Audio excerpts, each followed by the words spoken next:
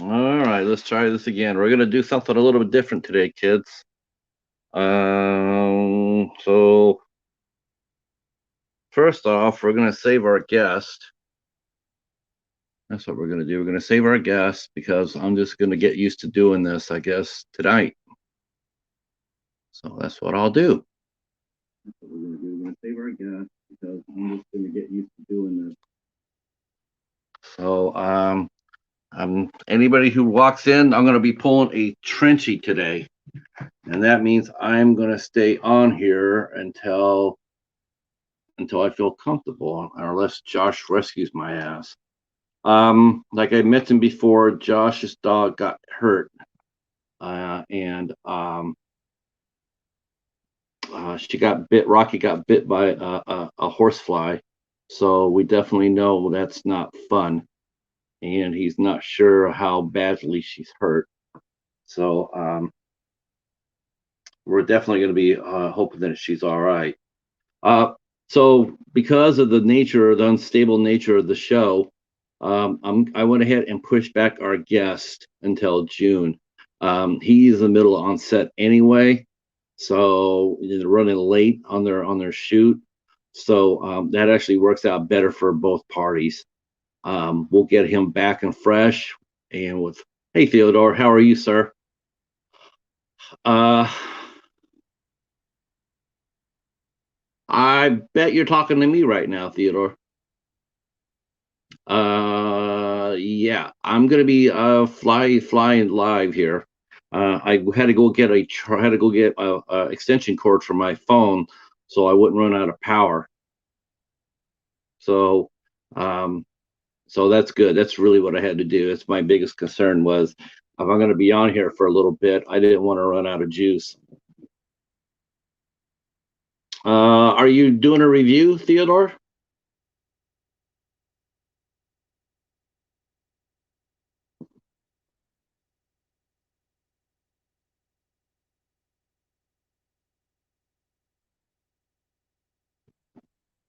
Wow. So this is my first time doing StreamYard. Wow, what a trip. All right. Well, we'll see what happens. Oh, Casey, what's up?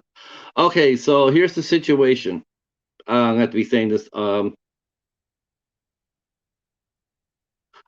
here's the situation. One, Josh, Hobbs's dog got hurt. It got bit by a horsefly. Um, so and he might have to take it into the vet, the emergency vet. So he called me and let me know that I would take over the show. I've never done StreamYard before, so here I am doing StreamYard for the first time. Um, because I'm not really sure what I'm doing, and because we had no chance at all promoting the show to get anybody to come over to my channel, I went ahead and luckily for me, my guest is really busy on his shoot, and we're going to postpone Mike Ferguson until June. So that works out for better. By that time, I'll be a lot better at this. What's up, Big Daddy J? So yeah, it's your pal. It's your pal. It's Paladin and it's the Cheetah and Patrick here. And since I don't really know how to do this very well, I'm gonna stay online. I'm gonna stay on here, and then as it gets closer to the official midnight hour, I will be bringing on Miss Boomstick and the Spices. If for some reason Josh can come on, um, oh, good, thanks. I hope you guys all. I hope I'm coming through. Damn.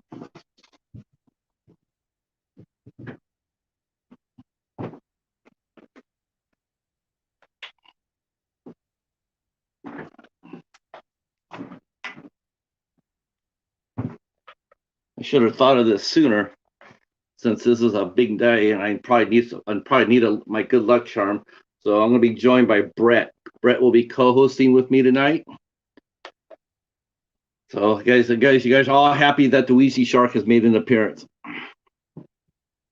Me too, Casey. He said that his dog is in a lot of discomfort, so and hiding underneath the bed. So that generally means that animal is really hurt when they hide. So I do think that he'll have to take her into the vet tonight. Yeah, that's not good. And yeah, what can I do? You know, it's a family member. I mean, if Paladin was sick, you guys wouldn't be seeing me here. So, well, anyway, if you guys all want to go out there and spread the word that the midnight hour will be held on my channel, please feel free to do so. That would be awesome. I guess I could try to do that too on my own shit here.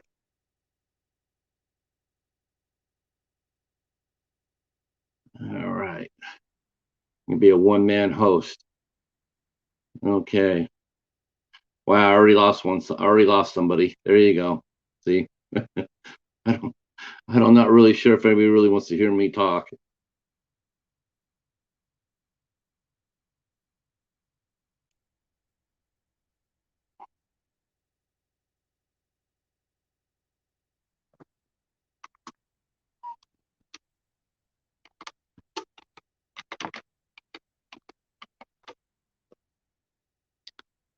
All right. All right. Hey Tim, how are you, sir? Um, I'll probably have to keep. Yeah, I plugged in, Casey. I plugged into an extension cord, so I'm gonna be fine as far as that goes. I got a big old fat extension cord, so all I got to do is just hold the fort until I figure out what Josh is up to. So tonight's show is just gonna be off the cuff, whatever I can think of. Hopefully the spices and Miss Boomstick can save my ass. They'll probably have plenty of stuff to talk about. I'm glad to hear that, Tim. Glad to hear that. Thanks, Theo. I don't know. I don't know. I don't know how much I love to hear myself talk, but at least I'm not stumbling over like I don't. At least I don't sound like I have marbles in my mouth like most of my videos.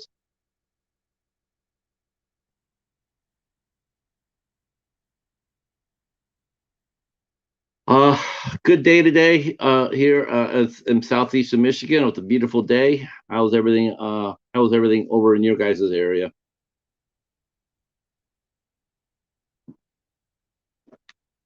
Are you still working on your movie, Tim?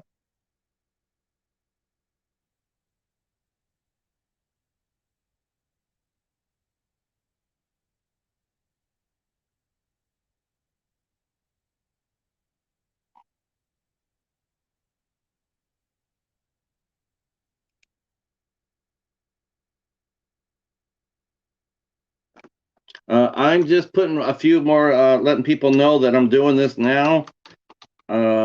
So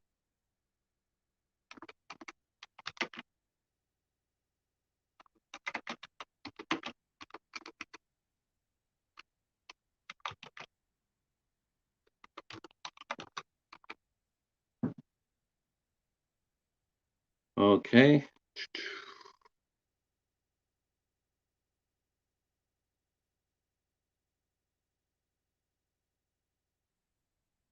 No, I have not. Hey, Ragman, I do like wrestling. Ragman, I do. It's Backlash. It's right before. That's the event right before SummerSlam, is it not?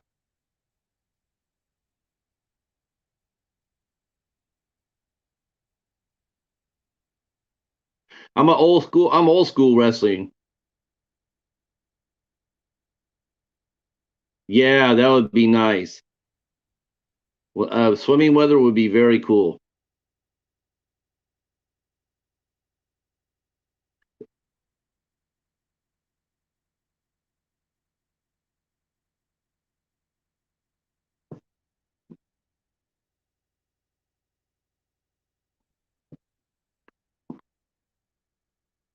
Let's see. Well, I really didn't do too much today. I mean, I went for a walk earlier. Um,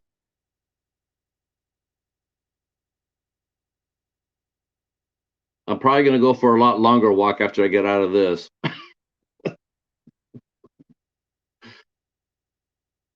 Oh, backyard wrestling. Oh gosh, that's where Kimball Slice got his start. If I'm not mistaken,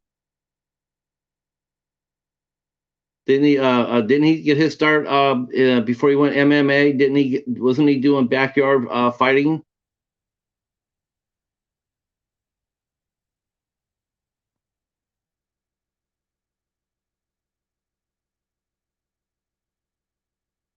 I don't know if they still do that. I know they were posting videos up on YouTube for a while, but yeah, I'm sure they're still up.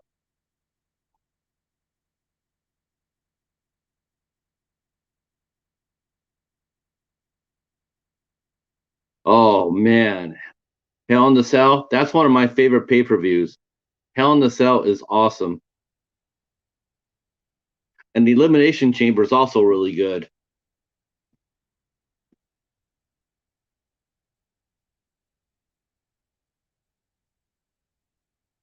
There's been some hellacious hells in the cells. Mick Foley and the Undertaker were Mick Foley.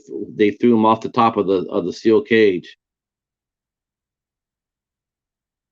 My favorite wrestler of all time. Uh, wow, that's a good one. I've had. I would probably have to go with The Rock. I mean, he's a perfect combination of everything. I mean, he's really good in the ring, and he's dynamite on the mic. But I mean, he's really good. But I mean, I like the tag teams. My favorite tag team was the Road Warriors. I mean, the Road Warriors were just awesome. They come in there. Their promos lasted longer than their matches did.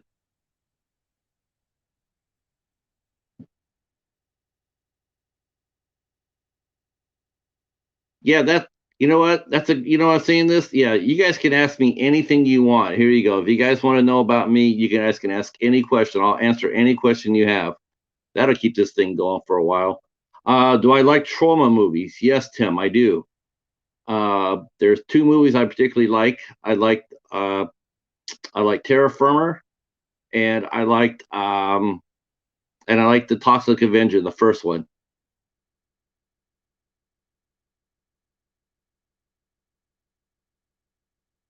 I'm going to mention another wrestler who I'll tell you who I really enjoyed watching. Um, of course, his name is absolutely obviously who he is. Nobody thinks about him at all in any sort of good way. But I really enjoy watching Chris Benoit wrestle. Of course, who knew that every time he was doing that headbutt, he was killing himself and his family.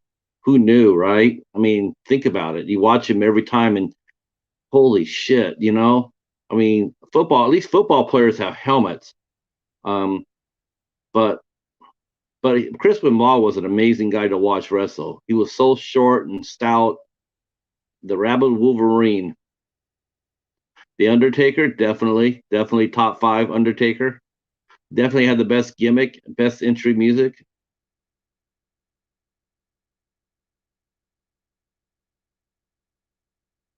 Um,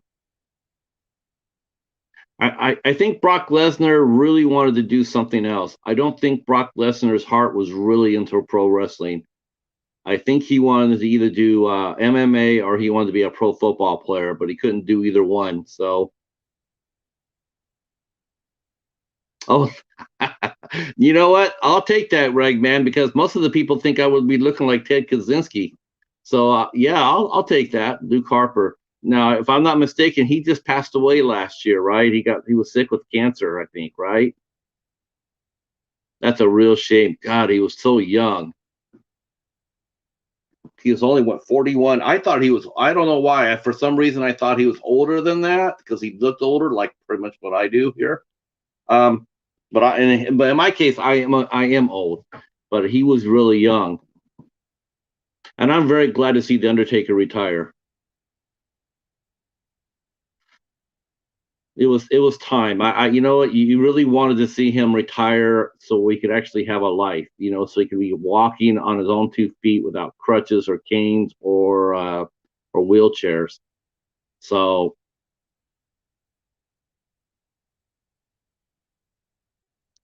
Yeah, that's if he tests clean. He's tested dirty both times, Theodore. He's tested dirty both times using steroids. It's obvious that he's a steroid baby.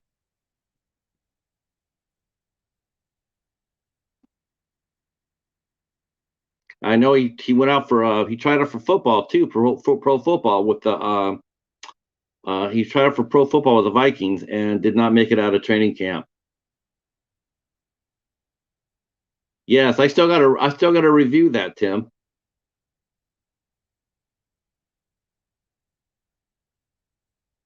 I see Forest of the Lost Souls is getting a lot of love from the community. Um, I know that the Super Slash Bros have all reviewed Forest of the Lost Souls in the last couple of weeks. I reviewed it a couple of years ago. I got sent it to me a couple of years ago when it came out, and I did a review on it on my blog. It's a good movie, real good movie. It's one of the. It's actually I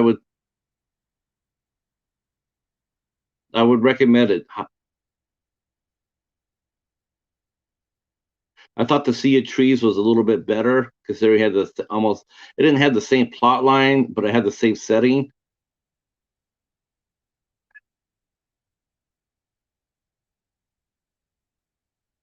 Um, they've actually put several movies on Blu-rays now. I know the Velocipaster is on Blu-ray.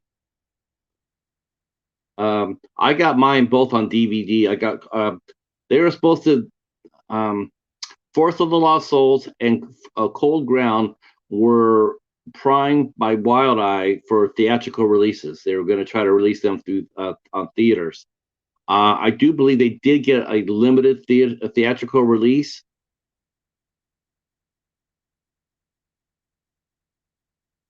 because they were above average. I mean, they're quality movies. You know what you could do, Theodore? You could go to letterbox.com. I can send you the link to it in your Instagram page, or maybe Casey could do that.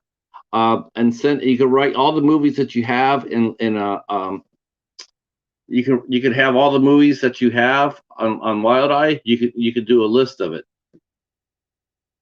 I don't know if I could do that here. Let's see.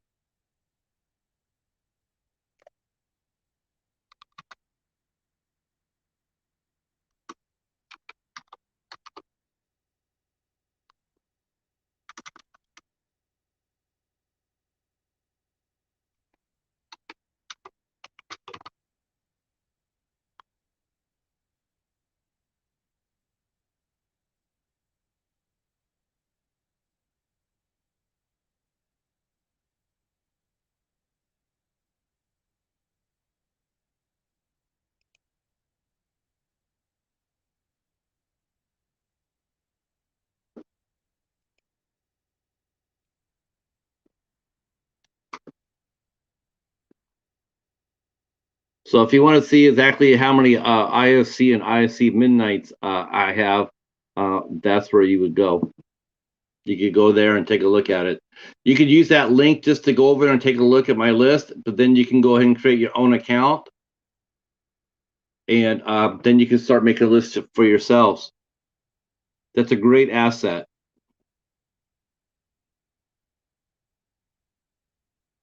Yeah, neither can the theater owners. Spiral made less than $10 million at the box office. It made $8.5 million, almost $9 million. That's it. And that's not because the movie's bad. It's just because there's not enough theaters that are opening up.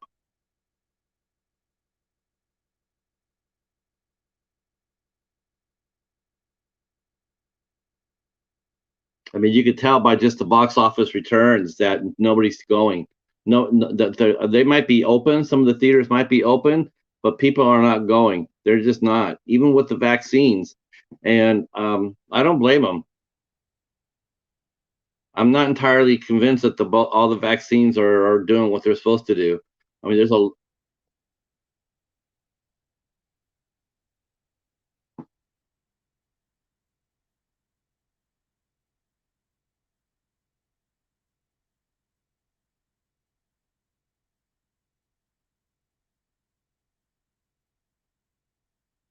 Oh, good, awesome. I'm sure there are some other Wild Eye fans, obviously. I do think that Jason, Horrific Nightmares JM, and Brad, Joe, and now Steven, Wild Eye Guy 85. I do believe they probably have the biggest Wild Eye collections in the community. I know Steven says he has 251 now. That's dedication.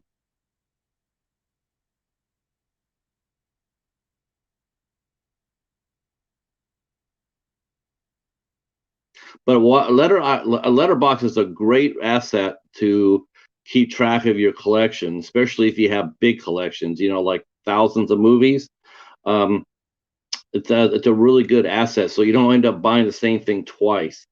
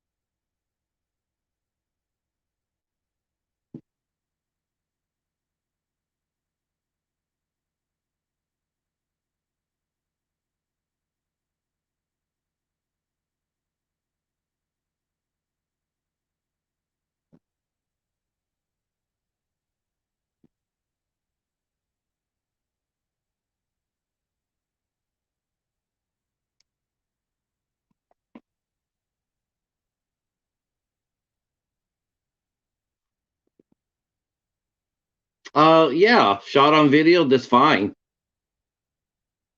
I like shot on video. I mean, I grew up watching that. I know Todd She still does it.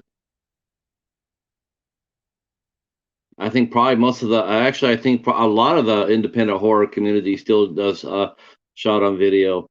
Though I do think digital is the way to go. I mean, you could make a lot more movies on digital. It's a lot cheaper running a digital camera than it is a video camera.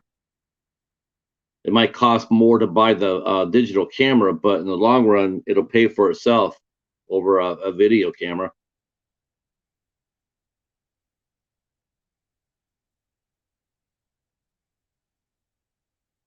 I was watching Robert Rodriguez in Desperado, or no, Once Upon a Time in Mexico, and he was doing a feature, and he was talking about how he went digital. Oh, greetings, Mark. How are you, sir? Awesome. Wow. Okay. I'm doing well. Meet some of my friends, Mark. There's Tim and Casey, interweb kaiju, horror DVD Devil 333, Theodore.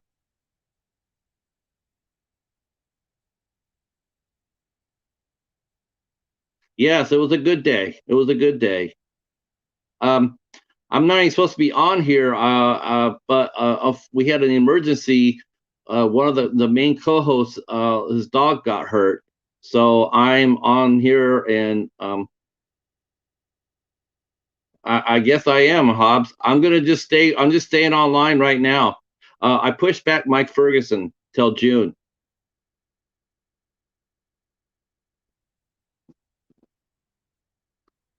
What does that say? Aloha, brah.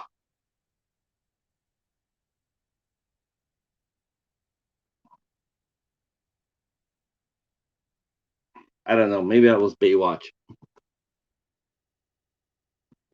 I'm just gonna stay on here, Josh, and then if Boom and the Spices want to roll in, they can. Are you taking Rocky in? I pushed back Mike till June. It's gonna work out better for everybody because he's in the middle of a shoot. He was still on the set when I called him.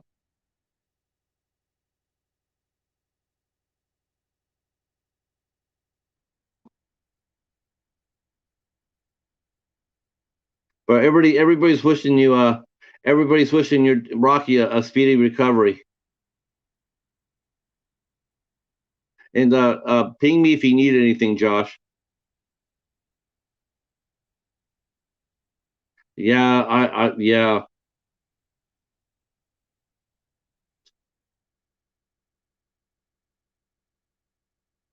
That really sort of sucks if you really think about it.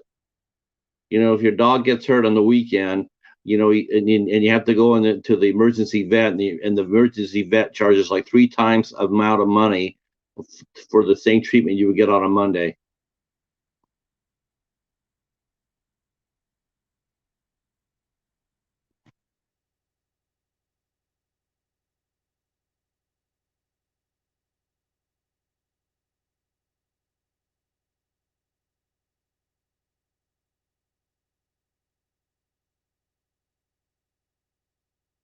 How do I invite some guests?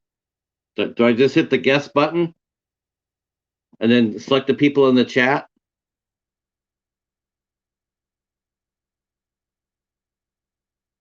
Yeah, of course.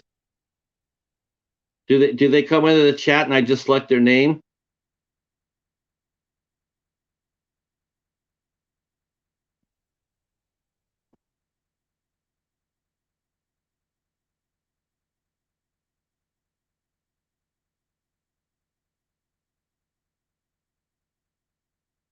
Oh, with your pet?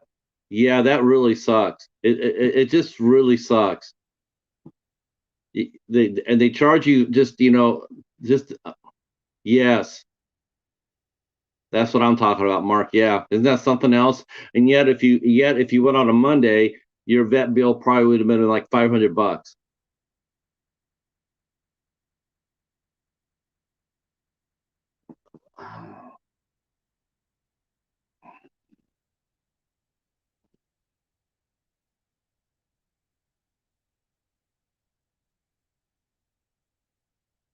Oh, shoot. Okay.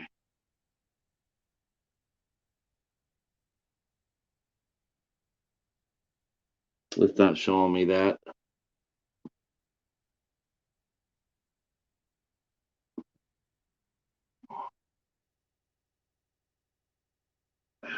All right, hold on. I'm gonna try it.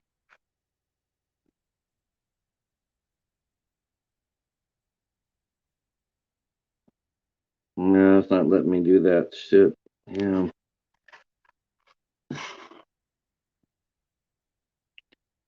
If it was on my computer, I could do this I could do this so much easier.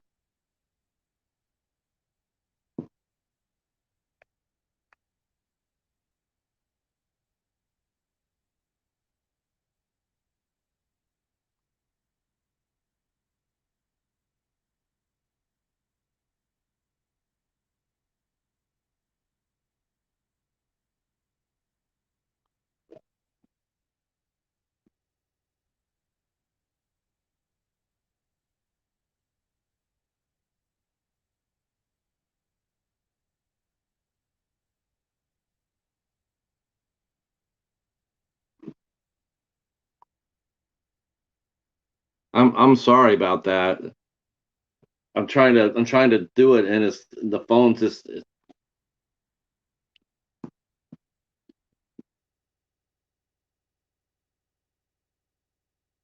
I'm totally inept.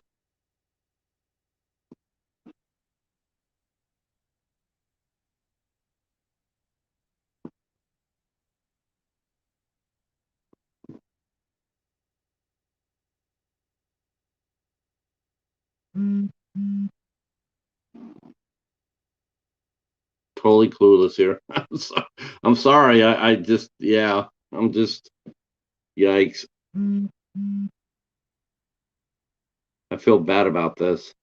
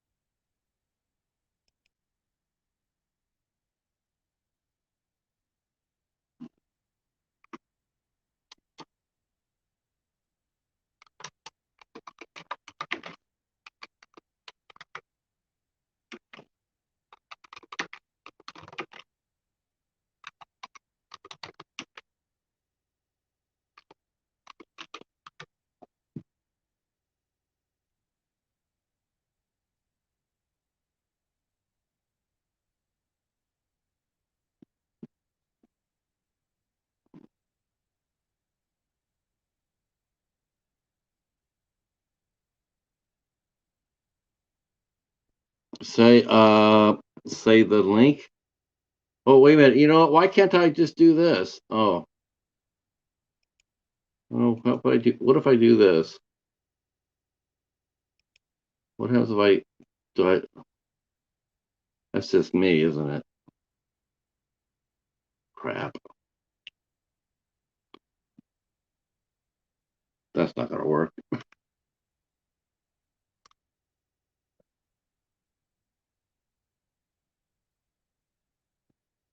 Say it out loud. Okay, let's see if I can do that. Oh, invite a guest. Oh, okay. You get it, Casey. You ready? Okay, it's HTTPS. Um, it's why don't I just type it in? Okay, it's HTTPS. The two dots. Um, backward slash twice. StreamYard.com. One backward slash IRS lowercase IRS 7 lowercase c 72 lowercase e 86.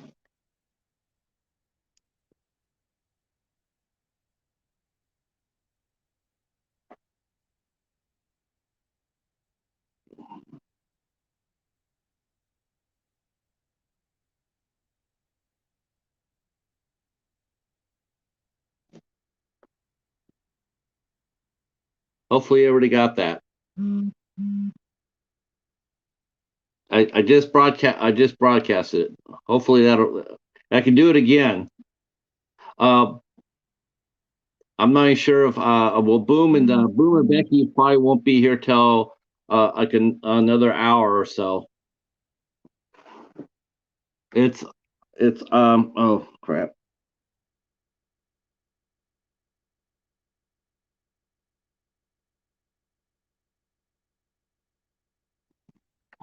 Let's see. One it's StreamYard.com forward slash IRS 7C 72E86. Yep. There's no one in it. There's no one. It's IRS. No one. StreamYard.com HTTPS StreamYard backwards forward. Let me write it out.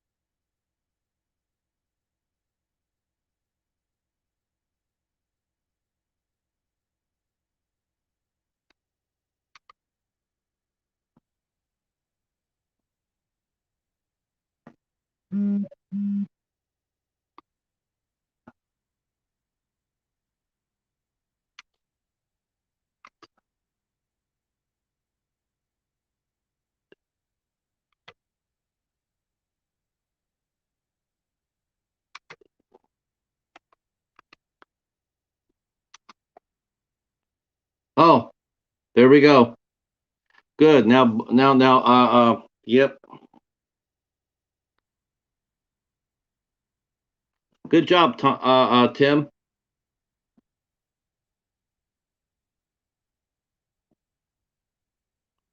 All right, we're all in this together. even though I do feel like more like MacGruber than the MacGyver.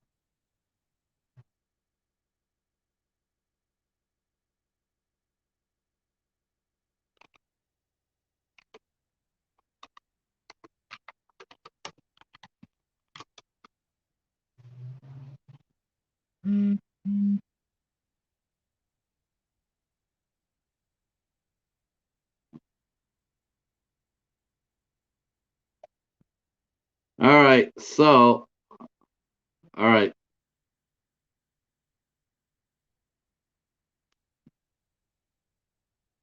Oh, that'd be great. I could have Casey come on in.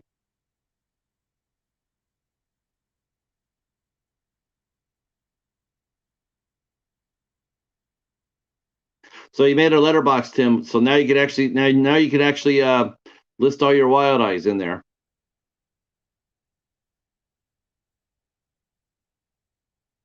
Thanks for sticking around for this too. This is a venture for sure.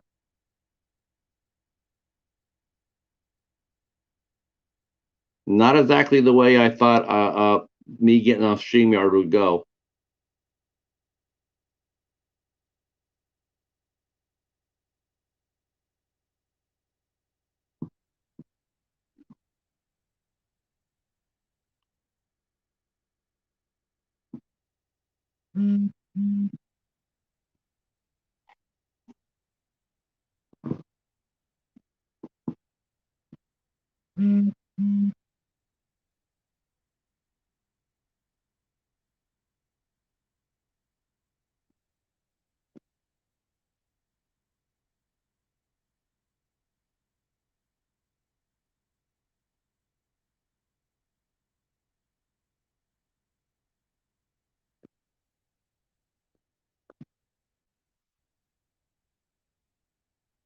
Okay, we're going to be joined here in momentarily by Ms. Boomstick and Becky. I think Vincent is not feeling very well tonight.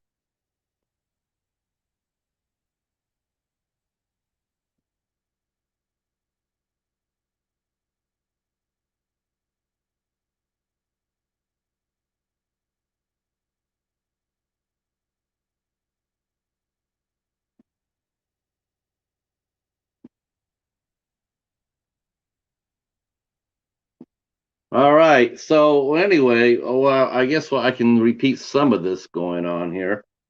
So like I said, our guest for tonight will not be making it here. He was very kind and allowed us to push him back till June.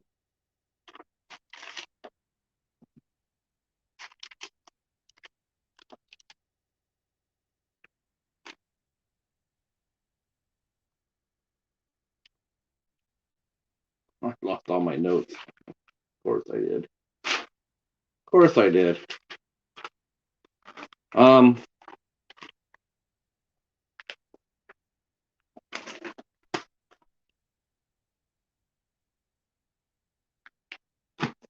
All right.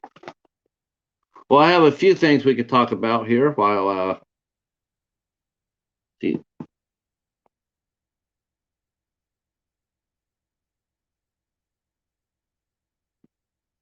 So I guess that when I have guests, I'm supposed to go back and hit add guests that should be waiting in the. Let's see. She in the backyard.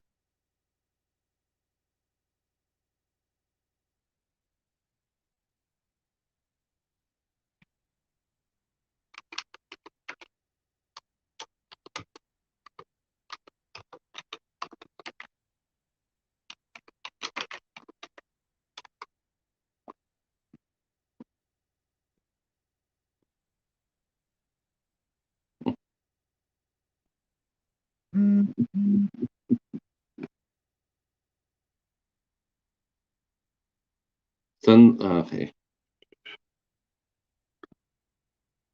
Greetings. What's going on, Night Watch? This is my first stream. This is my first one.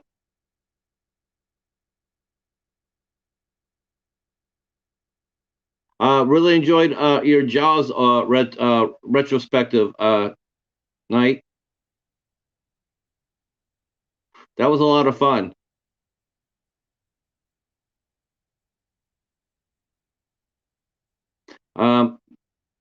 Yeah, it was a lot. Well, yeah, we'll see. It was an emergency situation.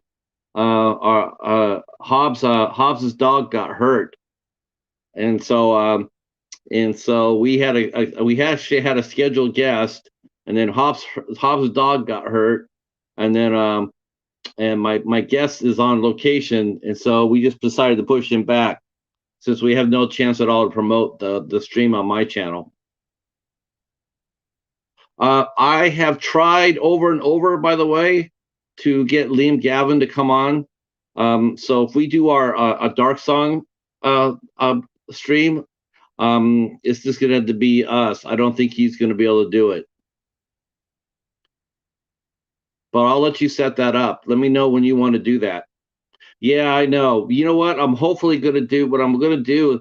I'm going to send him a copy of I'm going to send him a copy of your Jaws retrospective to show him exactly what you're up to. I'm not sending him my stream night. I'm not sending him this. He'll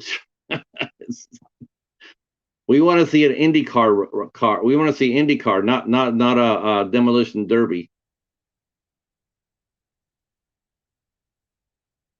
But I really do want to do that. I want to do that stream with you about a Dark Song. We're gonna tear that shit up. Do you have any other ISC midnight ISC films that you like other than A Dark Song?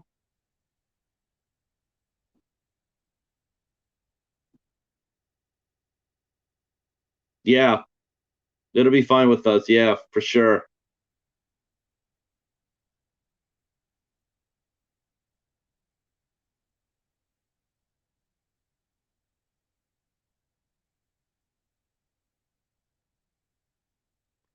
I'm glad you liked the movie. You're the first person that came up to me actually sat there and said you loved it like I do. You're the first person. Though Horrific Nightmares likes it too, but no one else has watched it. Okay.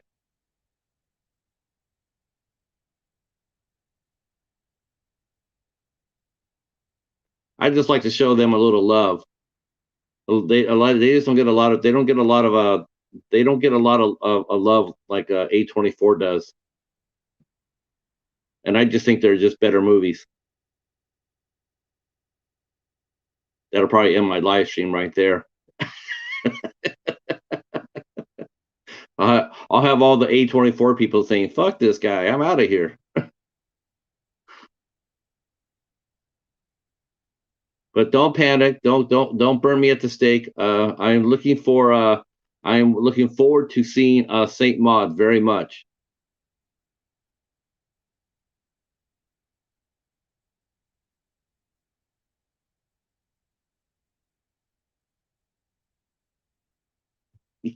Oh my gosh, yeah, it's legendary night. You have no idea. I'm a one man ISC a flag waver.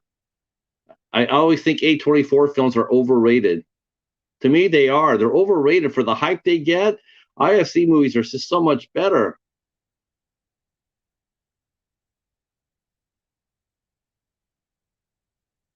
Now I heard that too. I heard that too. I heard Saint Maud is really good. I mean, I like A24 films. I mean, I watched The Witch for the first time, and I really enjoyed that. I really liked The Witch quite a bit. And I've seen Cut Bank, which is an excellent movie, very underrated. No one even knows about that. Cut Bank, but A Ghost Story, holy crap! A Ghost Story is like one of the worst movies I've ever seen. Oh, what's going on, Kevin? Wow. All right, I'm quite honored with this. This is my friend Kevin Kaye, also known as TuberChat. He's I'm going to have to borrow his line, but he is a great supporter of Have Tita Will View. Yes, the witch was very good. I really liked that a lot. I thought it was really authentic. Um, just like The Exorcist, had a lot of facts in it. Oh, thank you so much. Thank you so much. This is my first time, Kevin. Yeah, this is my first time doing this live. I'll probably get hooked on this, right?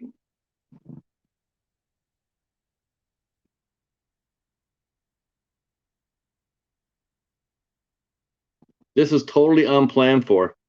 Did not plan for this to happen.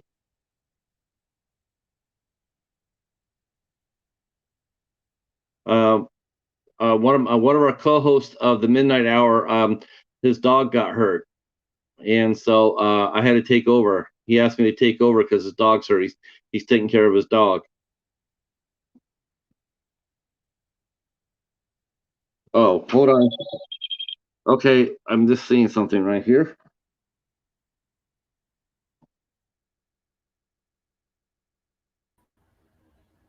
Okay, Hey, Patrick. I think we're gonna have. Can you Oh, hear me? hell yeah! Come on, I can hear you, Mighty Casey.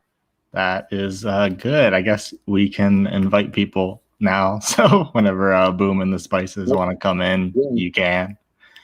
But that'll be the same thing. It'll pop up I don't however I was popped up. It'll be like invite them in, and you'll have to accept it. but you are here for the rest of the night. You are Hobbs tonight. Maybe, maybe. We'll see. I got the that first shot of the Pfizer or whatever. I'm like kind of drowsy. I got an energy drink. Okay. I'm too drowsy to go to work, so I called out. No problem. No, maybe I can make it through the night. You're supposed to get 3 days off for every shot that you get. You're working. I got it yesterday, so we'll see. This is inside the chat is NightwatchZone, and Kevin from TuberChat is in with us. So we're getting some heavy hitters rolling inside the stream. Nice. So did you watch Donuts yet? I have not. Okay, so I have not watched Donuts yet. I did finish. I watched. I printed up. I printed up my review for The Angry World of Brian Webster. I put that up on my blog today, and that's the movie. That was the movie directed by Jim Heffernan, who did Destroy All Sisters. Oh, okay. So he did a feature length. I didn't know that was him that did that. Yeah, this is his feature length film. Who was that released by? I think it's just him by himself. I don't know if he has a distributor yet. Okay. Hey, might as well self-distribute if you can't find one yet, you know? Yeah, this is my first stream, Eric. And this is Eric. Hey, Internet Eric here. He's a one-man anti-bully machine. Okay. Yep. He is warpaths against one of the most slimiest people I ever met, or the pleasure not to meet. But Eric keeps him in check, and is very entertaining to watch. So I'm glad to see you here, Eric. Wow. Okay, we're at 4. Okay, we're at 4 people. All right, and people are liking it. Oh. Okay. Hey, Charles, how are you, sir? Yes, I want to see that. Is it? So, are you gonna go see it, Charles? That's awesome. Yeah, yeah, that's actually a story for a stream, Eric, and we'll have to do that. Oh wow, thank you, Nightwatch. What's your first name, Knight? I keep calling you Knight, but what's your first name? So.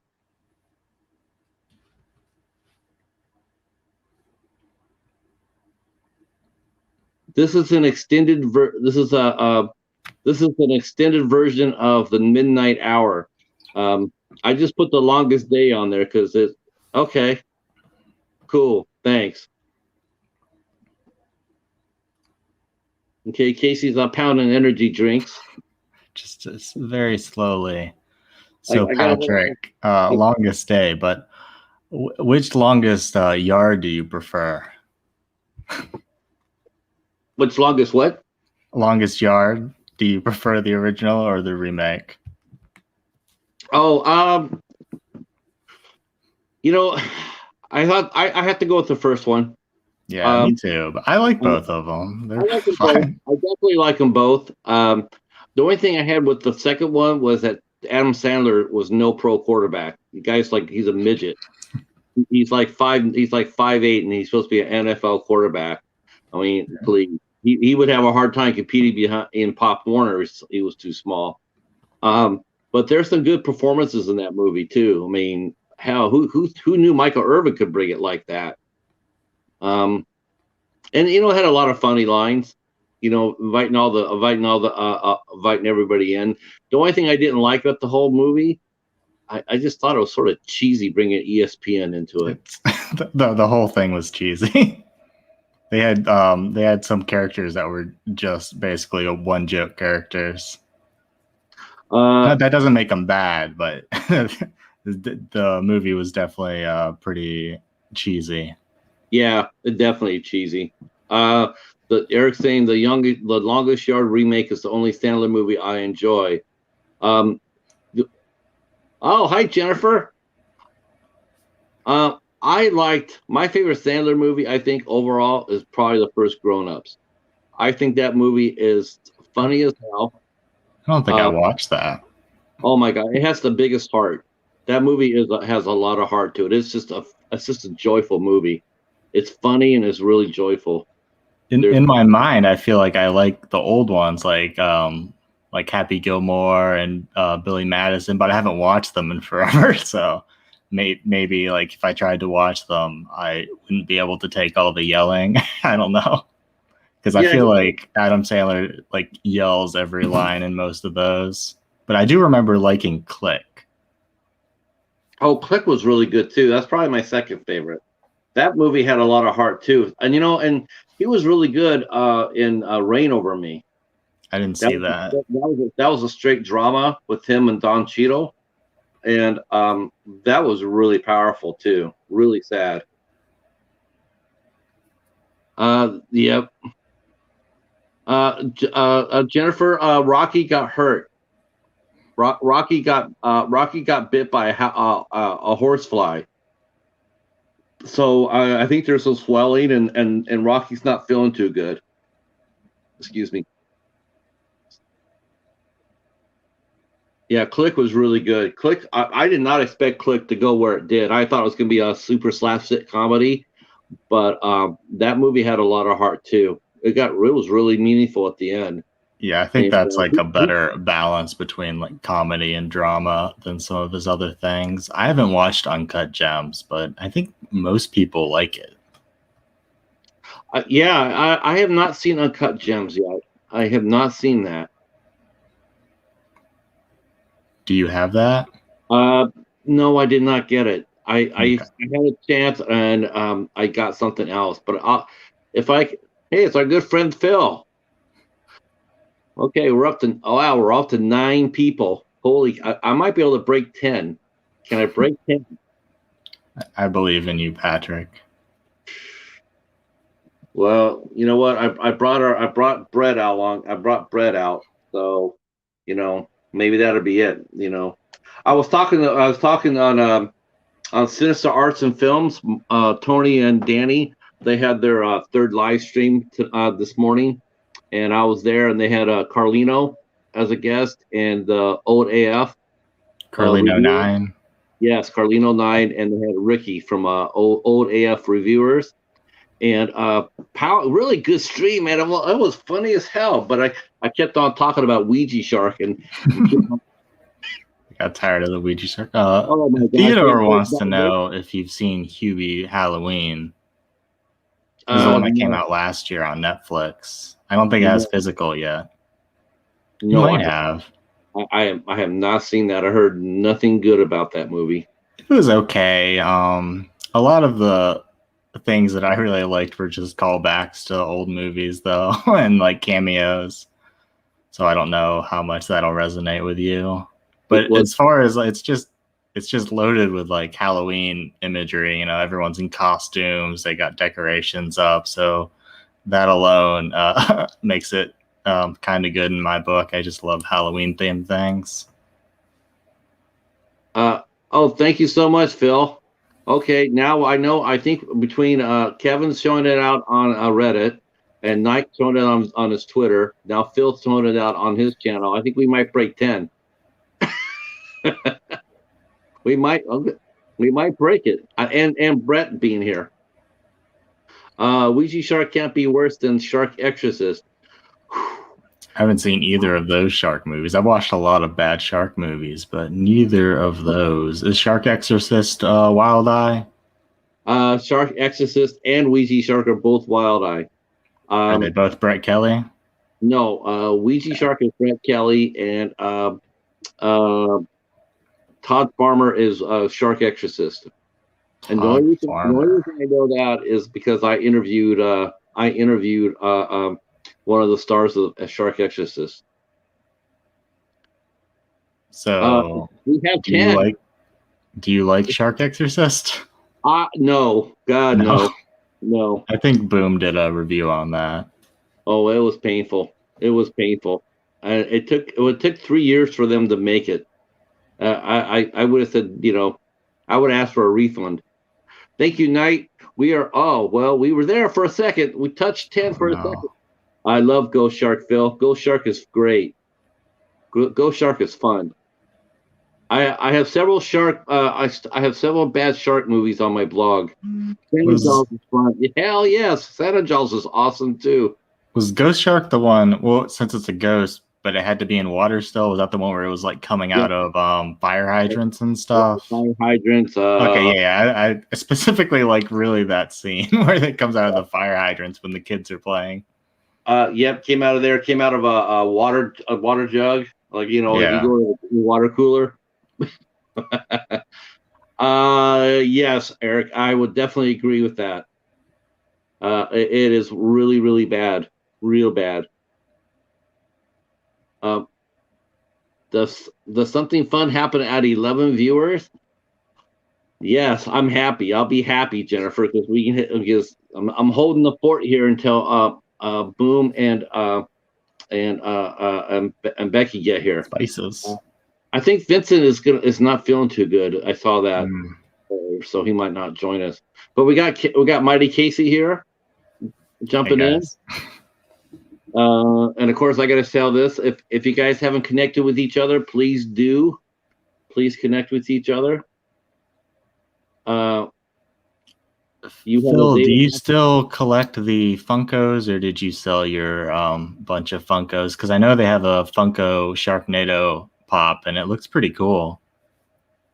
Who Phil has? I don't know if Phil has it or not, but he does. He used to have a bunch of Funkos, but I feel like he said he was getting rid of them because they took up too much space. Yes, it's so much. Jennifer, this the person co-hosting with me, interweb kaiju, is Casey. Jennifer. And Jennifer is a friend of Hobbs. They know each other in real life.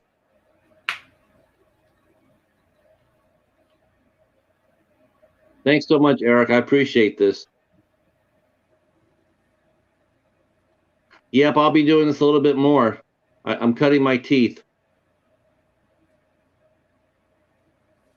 So you're gonna do some solo streams on your channel in the future?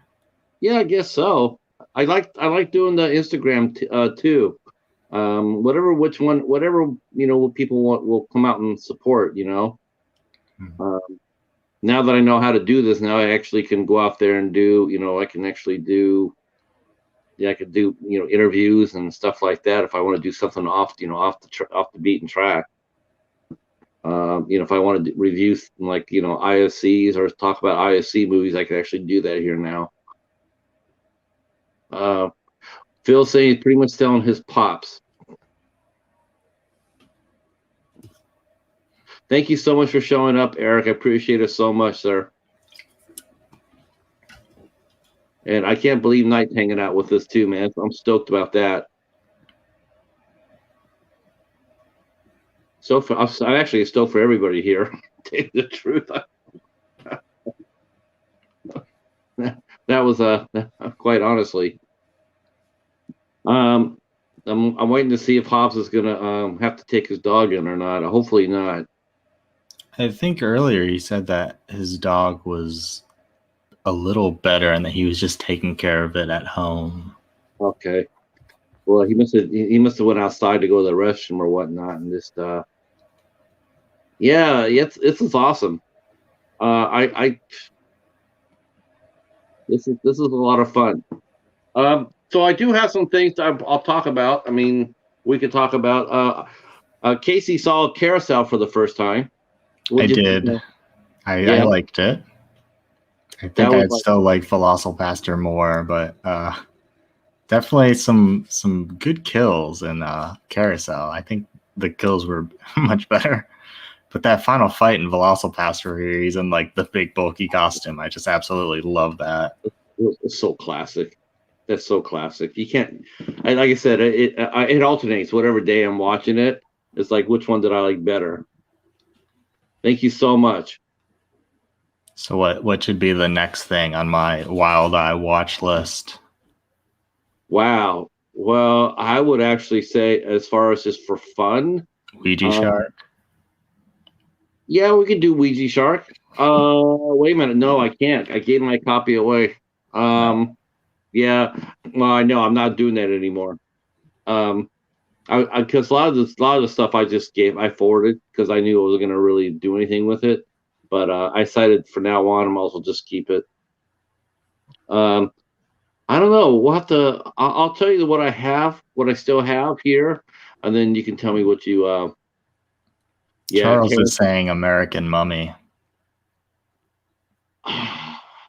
American Mummy. Okay. I have to ask Rob for another box. I have to get off my ass. I did watch and review. I did watch Ouija Mummy. That was bloody awful. That was worse than Exorcist. Shark Exorcist. Ouija Mummy was worse than that.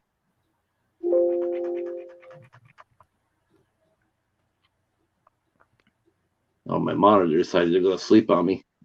Wake up, wake up.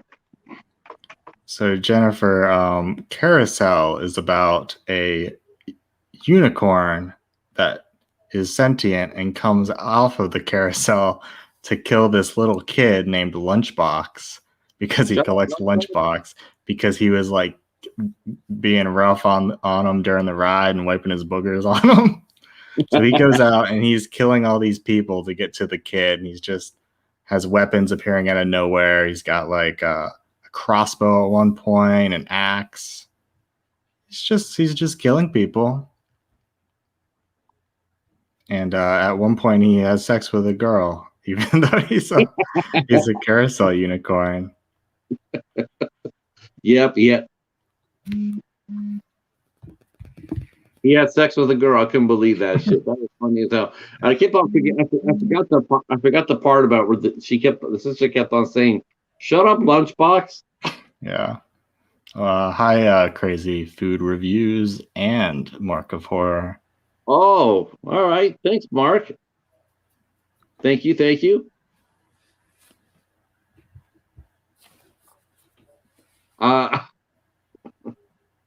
Oh, thank you so much for subscribing. I appreciate that so much. I will do the same for you for sure.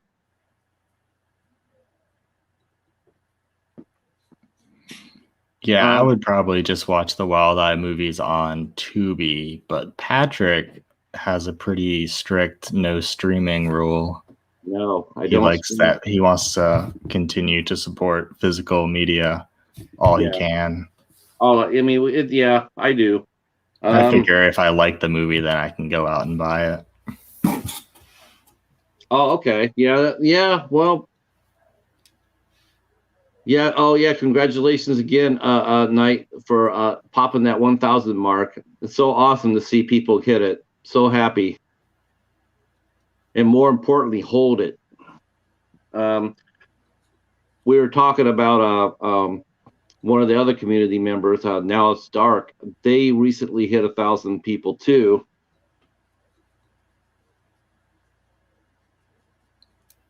Are you checking to see what they are at now? They were at 937 last I looked. They lost 70 people, and since they hit 1,000, I've never seen anybody take that kind of hit. Not anybody. Kevin, TuberChat, if you're still in the chat, have you heard of anybody losing as many as 70 in one pop? Yep. Mark, you're going up there, Mark. Oh, you're welcome, Knight. Well deserved. Well deserved. Great content.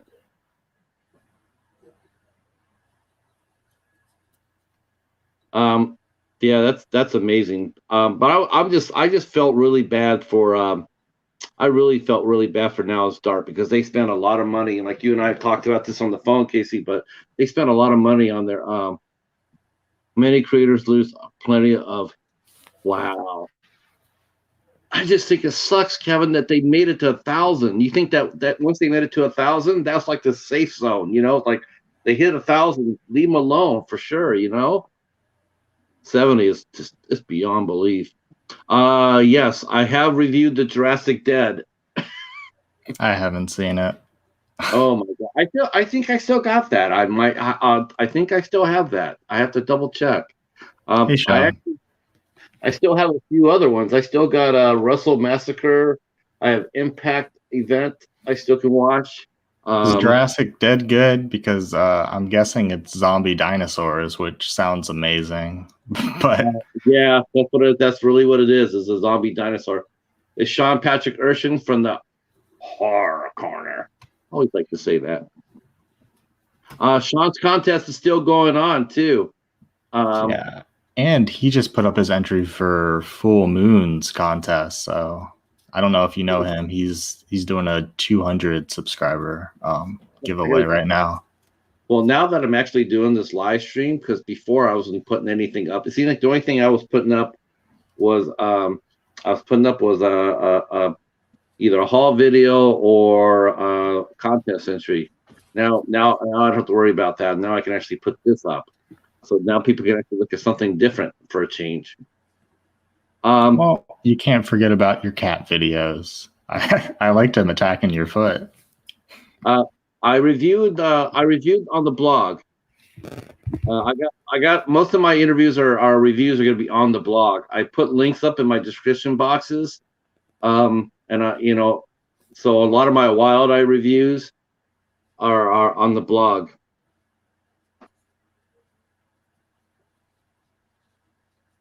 I got about 130 interviews on there too. So the interview thing's not new to me. In fact, didn't I interview you, Casey? Yes, you did the 8 questions with. Yes. And Hobbs. Yeah, you and Hobbs. I'm going to do it with Kevin. He doesn't know it yet, but I'm going to interview Kevin Kaye for the blog.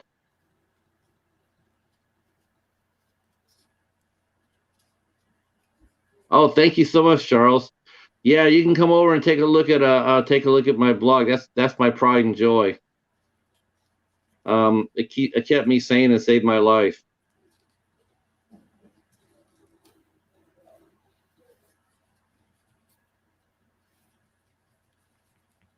Oh, you have a review? Okay, I'm gonna definitely I'll definitely get in touch with you, Kevin, because we're gonna do that. We're gonna do an interview. I was hoping to save this for the big show tonight and talking with Mike Ferguson.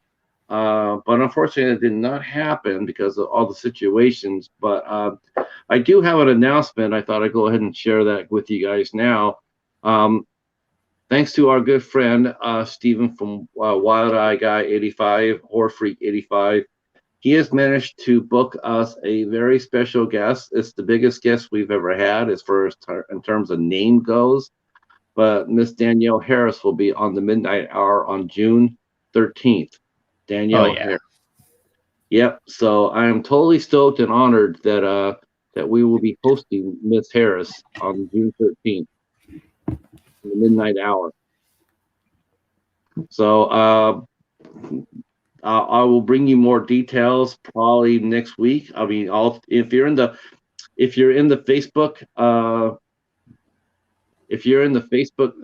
group, the midnight hour Facebook group, I will be posting details of the show in there. So yeah, that's what I said too. Yay and yes. Our good friend Steven has managed to hook us a guest. So I'm very happy, and we're very honored to have her.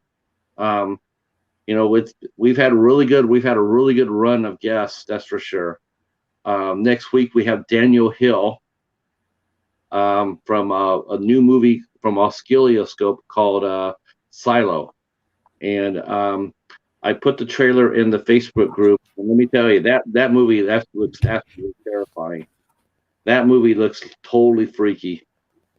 It's something you never even think about, you know, about people who, I guess on farmers, I guess several people every year die in silos. June 13th. June 13th. Patrick, obviously she's known for like Halloween and the Hatchet series, but have you seen Wish Upon a Star? I have not seen her Wish Upon a Star. It's a really cute movie. It's like her and Katherine Heigl. I think it's a Disney movie, but it is pretty cute. She's been around for years. I mean, she's been around for a very long time. Last movie I saw her in, Danielle Harris. She's the main girl in Hatchet 2, 3, and Victor Crowley. Victor Crowley, and she's in Halloween 1. As you both 4 of and 5? movies? I think wasn't she in both Rob Zombie movies? I don't know. I know Scout Compton Taylor was. Oh yeah, she was like the goth girl in Urban Legend. Yeah. So she's been in a lot of things, a ton. I reviewed one movie she was in called Camp Colebrook. She was really good.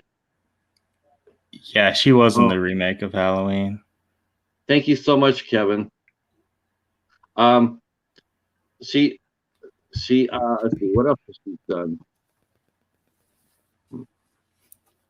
Yeah, okay. So she was in zombies movies. Okay, awesome. Bro, yeah. And she was in Roseanne. She came back in the Connors. Oh, and 4 and 5. She's Halloween 4 and 5. And the Hatchet movies. Wasn't Debbie Rochon in one of those movies though? Wasn't she in one of the Hatchet movies? Who? Debbie Rochon. I don't know. I know Felissa Rose was in Victor Crowley. Maybe that was it. Victor. I knew it was a legendary Scream Queen. I knew that they were in that movie. So it was Felicia Rose. Because that's one of my people who I'd love to talk to would be Debbie Rochon. Yeah, they always had people surprising me in that. The first Hatchet had Mercedes. I don't even remember her last name from like Buffy the Vampire Slayer and Angel. She played I don't even remember her character's name in that. I think she played it was like the dumb girl, but then she got turned into a vampire. Hey Larry. Mercedes McNabb. Yeah, she was in the first Hatchet. That surprised me, and then of course they had Candyman in them. I think that I think she died in that Hatchet movie. I don't think she was I the think final so. girl. Most people died except for that one guy and the main girl. Right, because I got 2 and 3. You know, that's how I am. I'm like, if I can, I want to collect this. I want to collect the franchise or the series. So I don't. So right now I got 2 and 3, and then I need to get 1, and I need to get Victor Crowley. So I'm still looking for those. I won the second one, the Victor Crowley. I won that from Steven from his 300 subscriber contest. So I won that there. Well, I told that to Steven. Steven will be on the panel for that too. Since he booked her, he needs to be here to interview her. I think that's the only right thing to do, and we all and everybody in the midnight hour totally agree with that.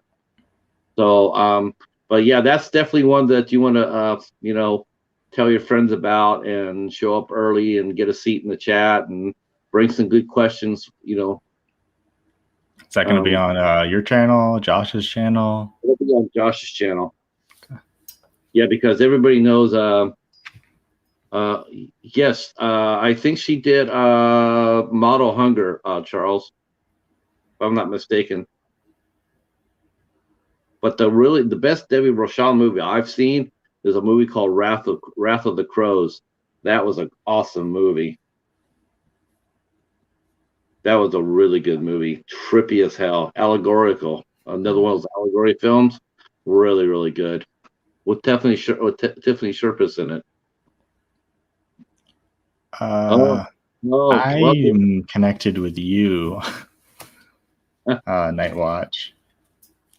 Well, now you're both connected. Sweet. Yeah, thank you. Yeah. Talking about allegorical, and you were talking about A24 earlier. Did you watch Mother or Mama or whatever the hell it was called with Jennifer Lawrence? That was A24, right? Oh yeah. Was that A24? I don't know. It felt like an A24 if it wasn't. I don't know. It was actually pretty good. That's how I felt. I was kind of surprised by it. Yeah, Mother was great. I didn't know anything about it going into it other than it just had Jennifer Lawrence in it. Hey, Seth, how are you, sir? Hey. Yes, that's a really good movie. People were really people walking. They just marketed it wrong. They marketed it into mainstream and really didn't tell anything. Didn't tell anybody really what it was about. But how could you? I think it helps going into it kind of blind, and then a bunch of people were like, "Oh, this is good," and then it got overhyped, and then people went in with some type of expectation, and it just ended up being something it wasn't. It was just if they could actually open their eyes and see what it was about, it really made perfect sense. I think a bunch of people didn't get it because people just aren't really aware of those type of things anymore. I'm not saying everyone should be going out every Sunday or anything, but just basic knowledge of the story, it would help. Yeah, I feel like that should be kind of basic knowledge, not just that religion, but a bunch of religions. I think religious studies should be a thing in at least high school or college that people should take. Yeah. I mean, I definitely think Mother will probably be a film that's being taught in film class. If you're going to learn how to be a director or a screenwriter or anything, I'm sure that's going to be one of those movies. Hi, Brad. Hellbound. Have you seen Pi? I could never get into Pi. Hellbound's talking about the director's other movies, and I like Black Swan, and I absolutely love Requiem. I think Requiem. But I couldn't get into Pi. I did not see Pi myself. It's very stylistic, which is nice, but movie-wise, I couldn't get into it. Just let the new people, some of the new folks that just come in here.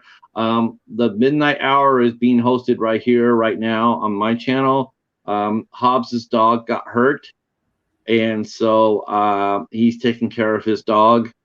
And because our special guest tonight was Mike Ferguson, and unfortunately, we're going to push him back to June as well. because he's on location right now, and it was going to be hard. We didn't have any chance at all to promote the show over here properly. So we're going to just push him back and have him rescheduled. And also, the Danielle Harris will be on the Midnight Hour on June 13th. So that's our other big news.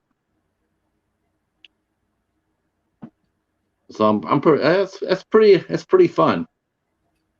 Black Swan was that was a trippy movie. Very trippy.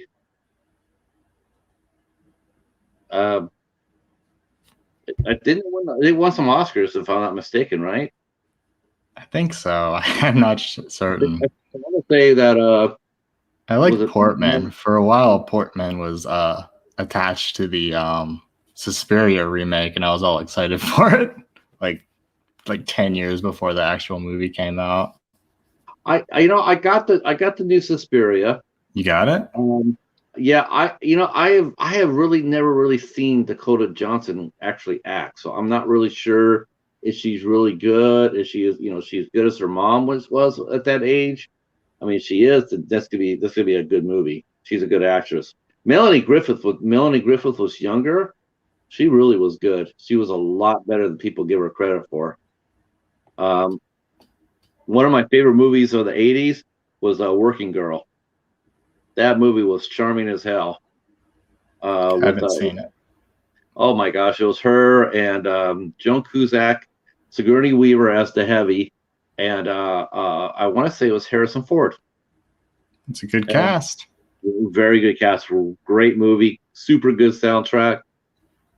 Definitely one of my favorites.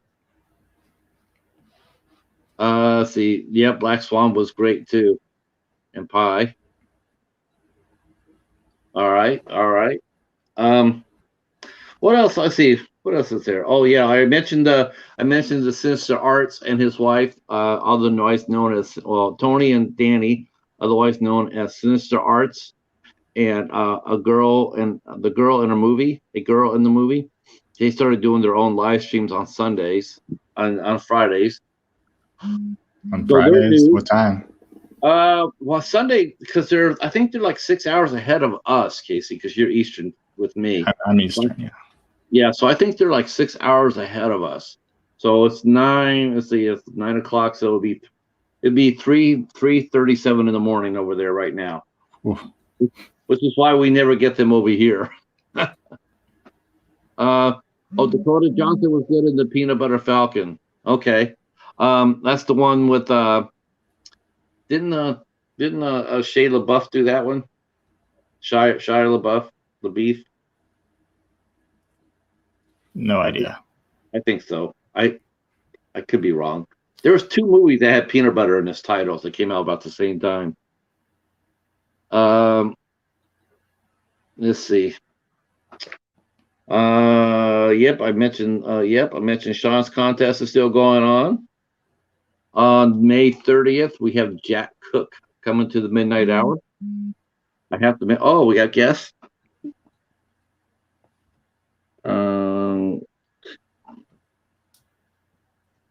Okay, from Becky. Hi.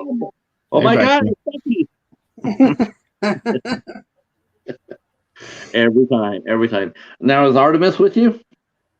No, Artemis doesn't really come near me a whole lot. He prefers Vince. Okay. It's Dragon who always comes near me. Okay. Why? Okay, there you are. I was waiting for you to join the stream. Wow, am I that delayed? What? She's on the stream for me.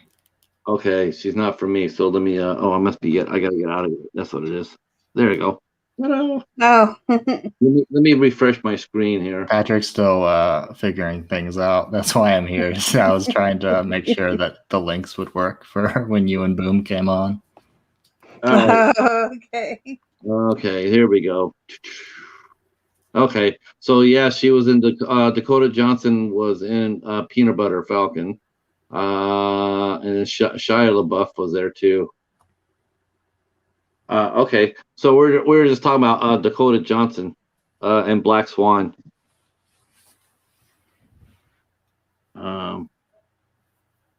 Now, how are you? How's Vince doing? Is he not feeling very good? You said. No, he's not feeling very good. He made an old recipe last night that he remembered, and it didn't set well with him today. He probably forgot. He probably forgot that. Yeah, probably forgot. I think he forgot how it affects him. You know, that sounds really good. That haggis, it sounds really good. I remember eating it when I was 12 years old. I was all about haggis. And then when you hear it, you try it again when you're 30 and you go like, what the hell was this? What was I thinking? But how are you guys doing anyway? Yeah, we're doing pretty good. Good. Yeah, so obviously, I've been telling everybody the news about Hobbs' dog, and also that we have Danielle Harris joining us in June, and we're going to reschedule. We're rescheduling Mike Ferguson for June as well. So I was just catching up on topics. So I mean, did anybody go see Spyro yet? Has anybody want to share their experiences? I was a Spyro. No, I haven't seen it yet. I don't really go out to theaters. Most of them are closed anyway. Yeah, I've heard mixed emotion. I've heard mixed reviews. I've heard some people say they absolutely love it, and a lot of people are sitting there going like, it's sort of how can they call it a Jigsaw movie without Jigsaw? And so I get that too. I get that. I mean, it's sort of hard to do. I mean, no Tobin Bell at all. Okay. Sorry about the beeping.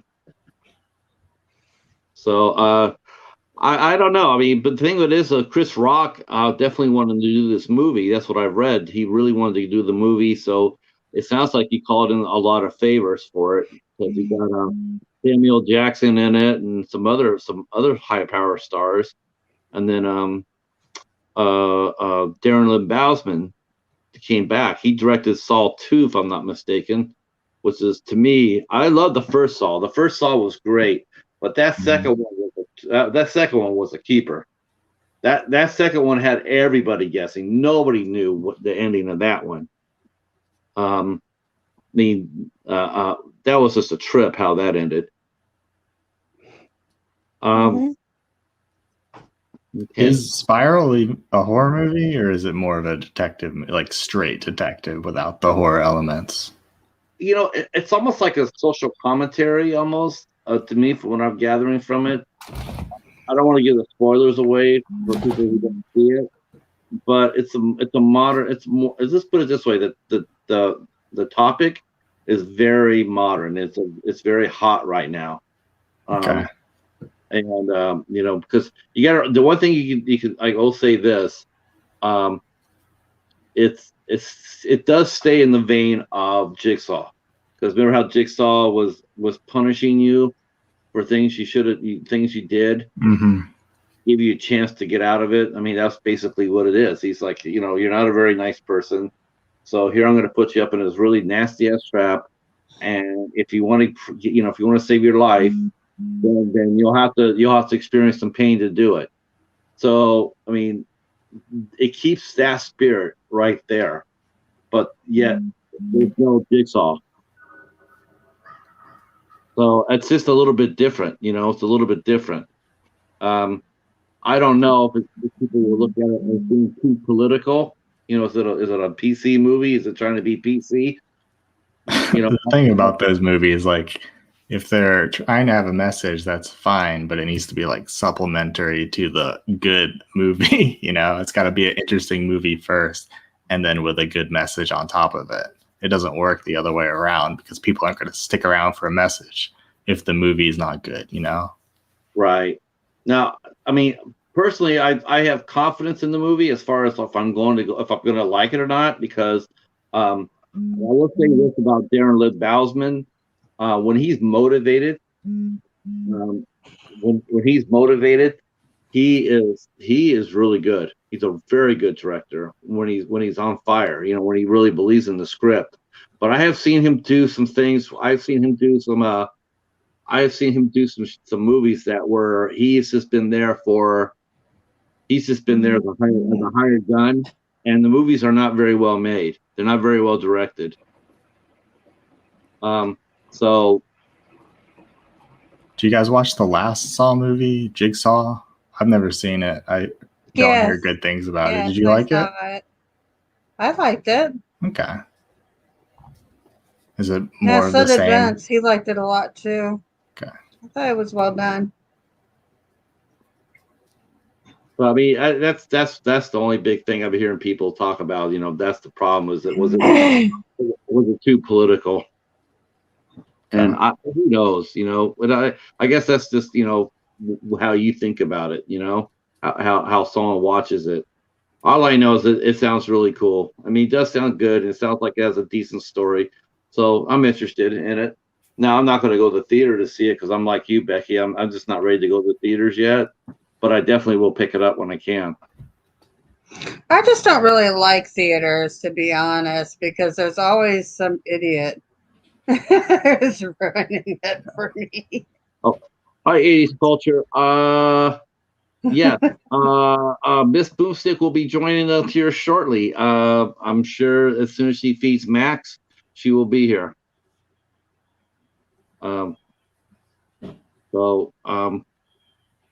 We're just talking about a little bit about Spiral right now. Let's see. So I was thinking, you know, about the you know, it didn't make that much money. It only made like $9 million at the box office, and based on what I saw at the box office, nobody's going back to the theaters. They're open, but no one's going to them.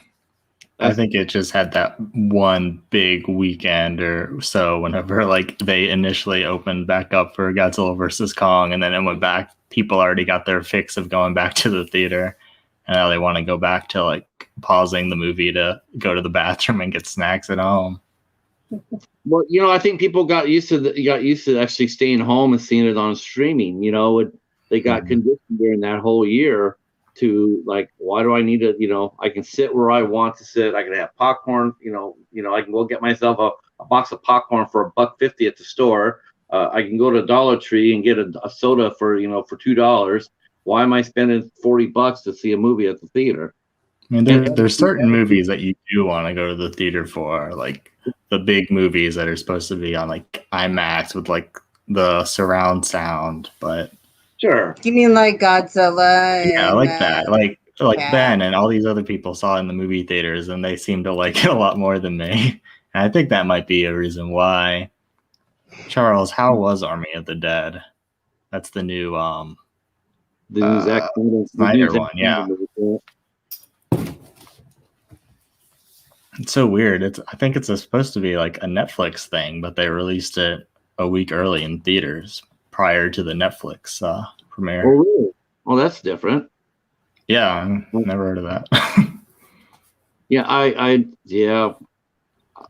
don't know. I would think that people would be glad to see it.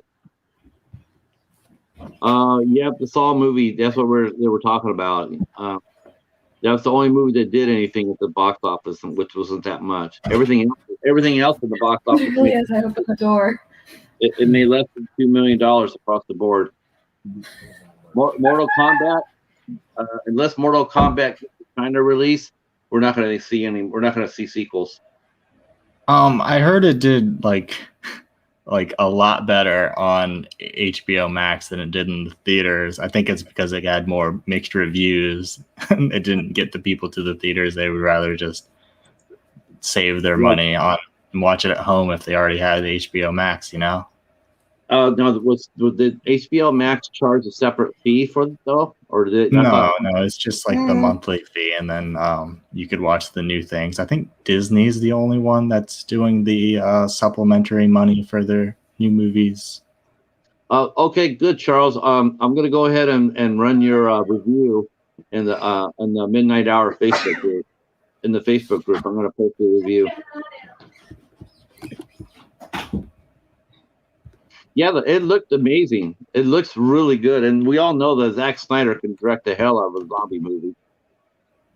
His remake of Dawn of the Dead is definitely one of the top 5 zombie movies ever. That's actually my favorite. That's actually my favorite Dead movie of the Romeros. That one is. I know the 78 one had the more gore in it. I definitely get that. But I thought the remake, the acting was just on point. On point. Yeah, no problem, Charles. No. Anytime you got a review, I'll send you the link when I post it up. So if you're on Facebook, you can come on in, and then you can join the group as well if you want to. Definitely will do that for you, sir.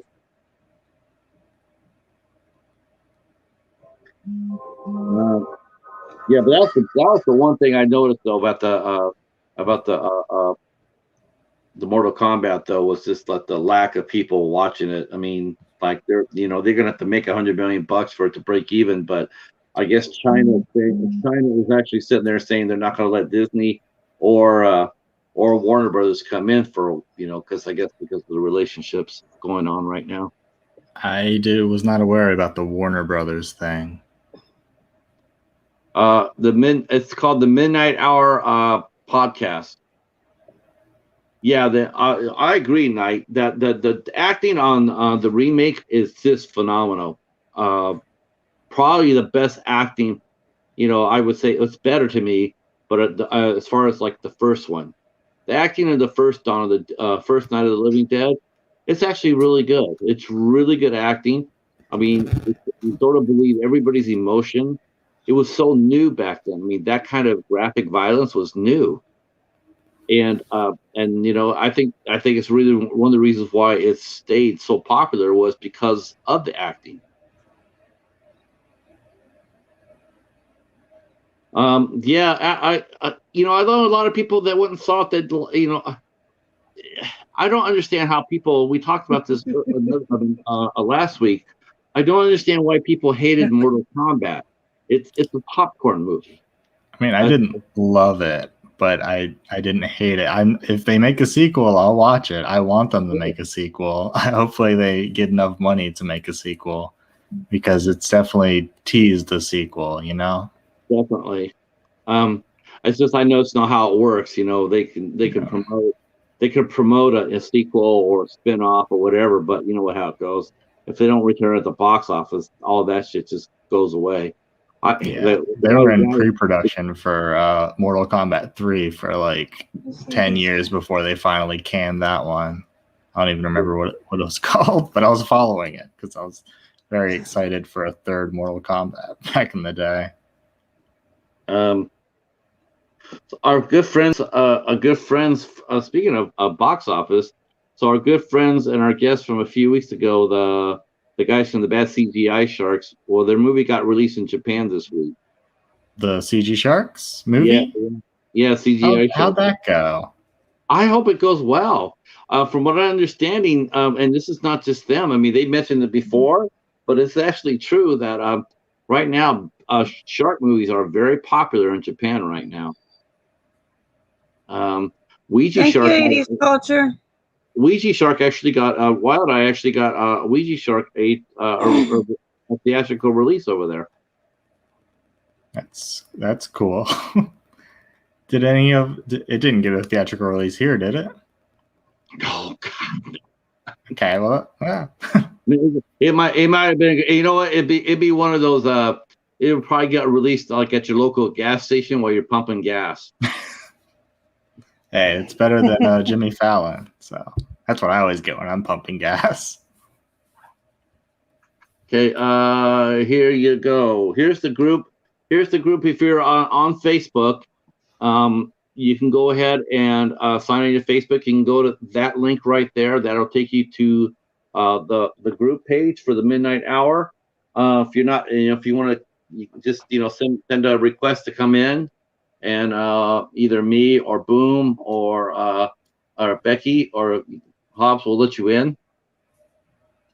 Is it? I think it's a public group. Yes, it is public. Okay. Yeah. So anybody can come on in. So please take advantage of that. And that's where we're putting up our guest list. What we're talking about. Like, this is freestyle tonight, kids. I had no idea. I'd be doing this. So I really don't have that much prepared for it. All I know is that I just wanted to do it and then keep it going. I know people are going to be expecting it at 10 o'clock, so hopefully they'll find us here at 10. So I got things we could talk about, but I just.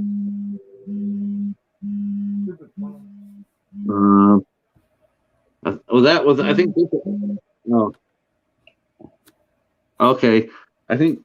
Oh, hold on here. I got another guess. Okay, here's Boom.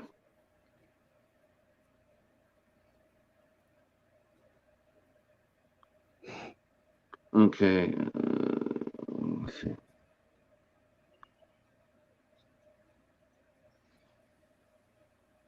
Okay, Boom should be joining us shortly. Okay. Hey, Hey, boom shakalaka. Boom shakalaka. Here comes the Boom. It's a boom shakalaka. yeah. Mhm. I popped in the back studio when he was talking about shark movies in Japan, and I don't know if it was mentioned beforehand because I didn't hear the whole conversation, but yeah, Bad CGI Sharks just got their DVD released over there. Yeah, that's what we just mentioned. I mentioned. Okay. I heard part of the conversation, not all of it. That's a good thing, though. Yeah, I saw it on Those are for them. Yeah, I saw it on their Instagram, and their movie got the release. So now everybody's happy that Boom's here. Yeah. Oh, Some people are asking about you. Yay, I have fans! Yay! But they're asking for Vincent too, though. We were hoping to see Vincent do one of these things with his shirt again. Yeah, I can. My shirt's big enough. That had me crying. See, there it goes. See, I'm doing my Vince right there.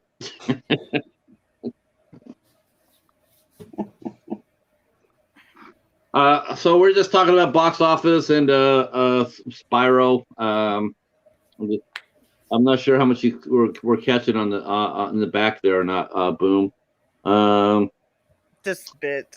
Let's say he was talking about bad CGI sharks in Japan, and the Ouija shark went to theater. That's about all I caught.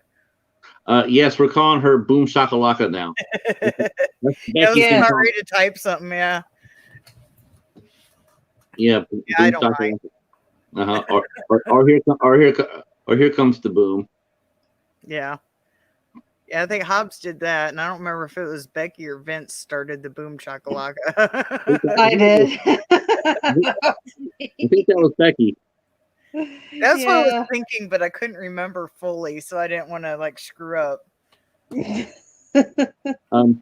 So where they're talking about every the streaming services being what they are, and the different companies doing their own streaming or whatnot.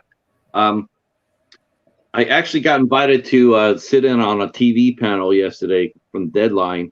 They did like a 12-hour show, and what they were doing, they were bringing all these different TV shows up to the camera and talking about the people involved with the shows and the different actors and the creators and the directors and everything else. I believe most of everything they ran was taped, but they ran it anyway. And I thought it was really funny is that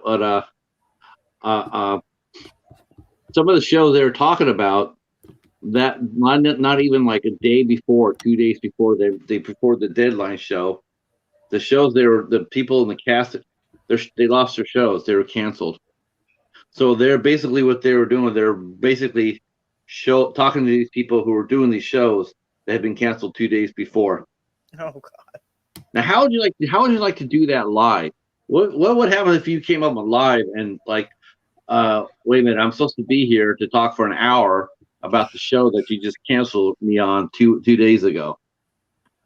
So yeah, it's going to be a really great show. Too bad you're never going to see it. Yeah, I mean, that's just absolutely brutal. You're sitting there and you're like, yeah, I'm going to be here. I'm going to hype up the show and get some people to come watch it and this and that. Oh, by the way, you're canceled. And for some of these shows, they didn't even get a chance to go 3 episodes. Brutal business. Yes, it's nice to see Casey for sure. This is Casey. Casey, we don't see your face too often. Yeah, I know. And more importantly, is that we're doing it during a non-kaiju stream. Yeah, I jump on sometimes. So it looks like we're going to see another big merger, though. Of Yeah, I just saw companies?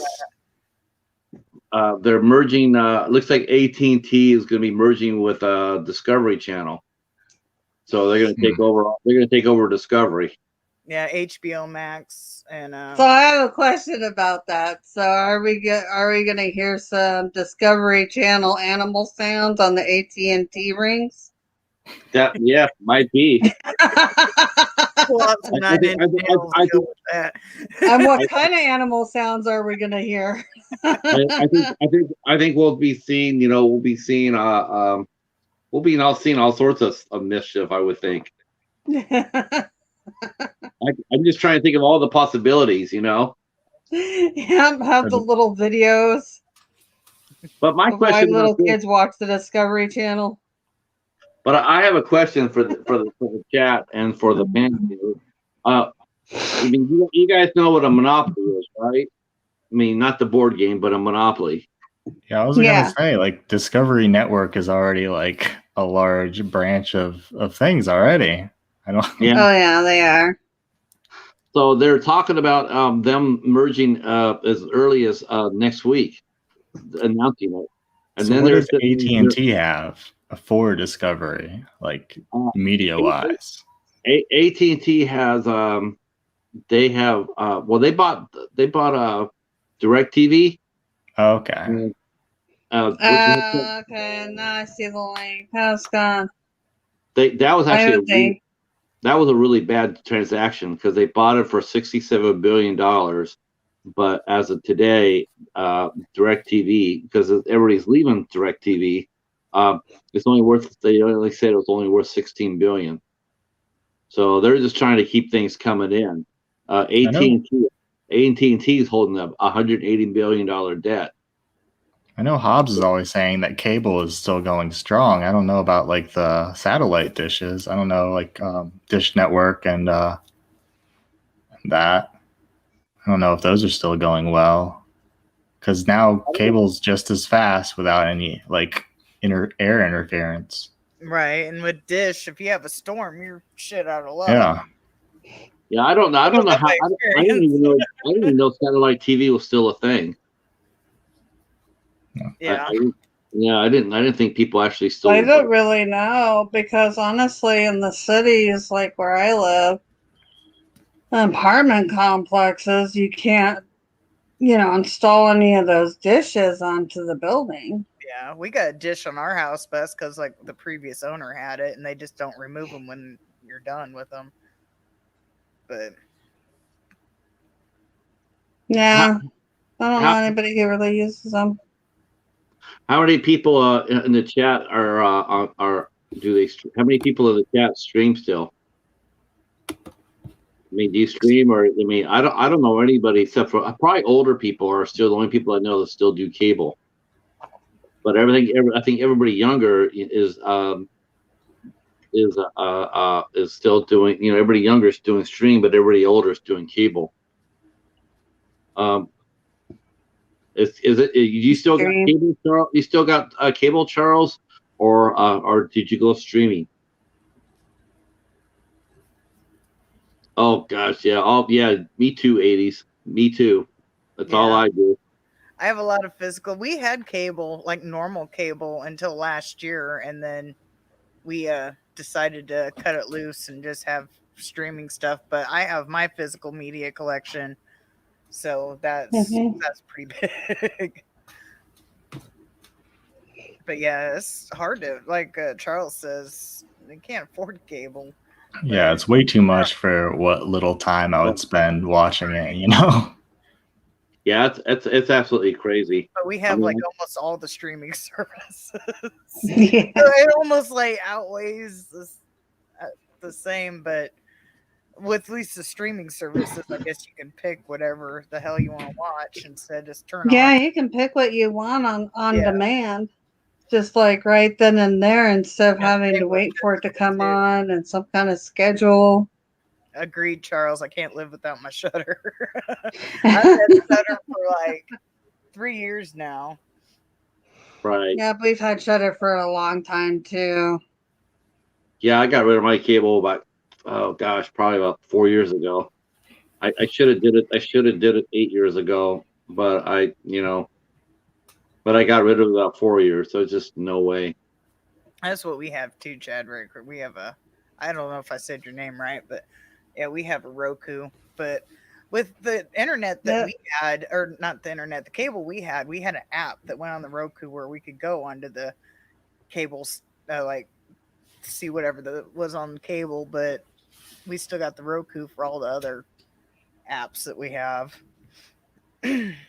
I do like that there are some free services for on the computer. Like you can go to Tubi or Pluto, or you can get those on Roku too. Yeah, like those on Roku. You go to like FilmRise. Mm-hmm. There's like FilmRise. There's a bunch of them. I don't have my remote next to me, or I'd click and see what those all called. But you just search like free apps to watch movies, and Roku will find them for you. Oh, our next purchase is going to be Paramount Plus. Because of Star Trek, right? Well, a lot of things actually. There's a lot of series and there's a lot of movies we want to see. Yeah, we have it. So it's not that expensive. Isn't I it don't like remember how much it is? Isn't Paramount Plus $6? It's like $10. Oh, $10. Okay, I thought it was $6. Not that bad. No, but you know how it goes. You get Paramount Plus, and you get Disney Plus, and you get HBO Plus. I'll never get Disney Plus. No, Disney is a racket. I can't believe they sit there and charge their people for individual movies within the app. I'm like, that is cheap. We got it when we had that. And they weren't cheap either. I think Mulan was like $30 to rent it on top of the subscription fee. Yeah, but there's no way. Yeah, and everyone hated that movie anyways. Yeah. Well, that's what they get for filming next to concentration camp. Yeah. And of course, the God, that's right. It's true. They thank them too in the credits. I don't know why that what do I have to do with that? No, man.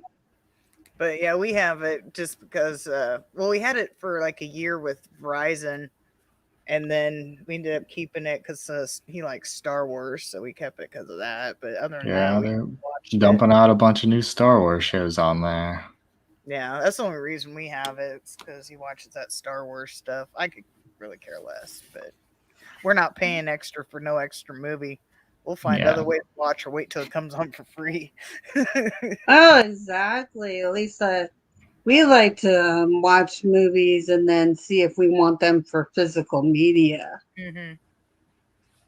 That's what I do. There's always other ways to watch. Yeah. Ow, but there are other ways to watch. I don't always condone it, but sometimes that's what just people do.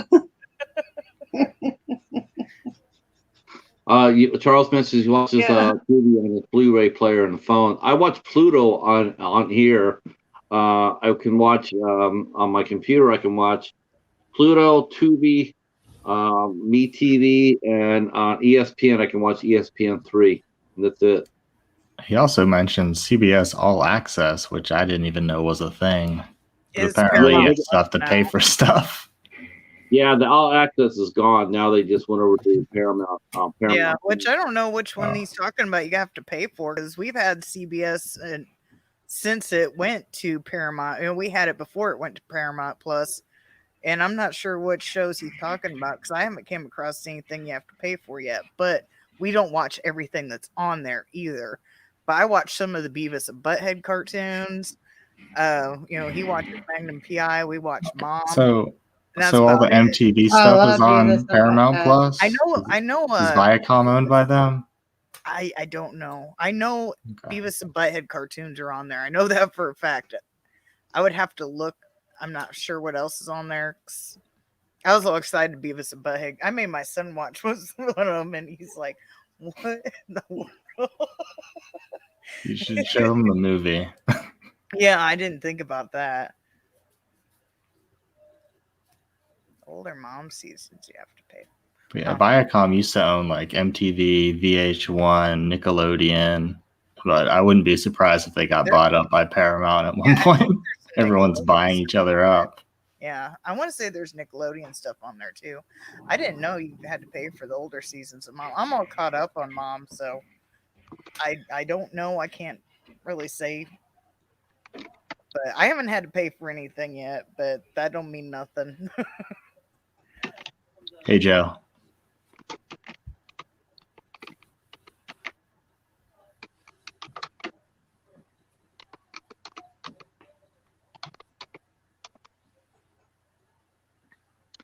Okay.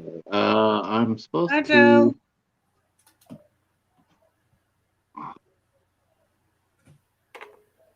And Tristan. Hi, What's Tristan. her name? Everybody. Greetings. Thank you for showing up. Thank you. What's going on, Joe? How's your shoulder? I'm sorry I petered out on Friday and Saturday. I got really tired both times. Yesterday I crashed. I actually went to bed at 10:30, and it never happened.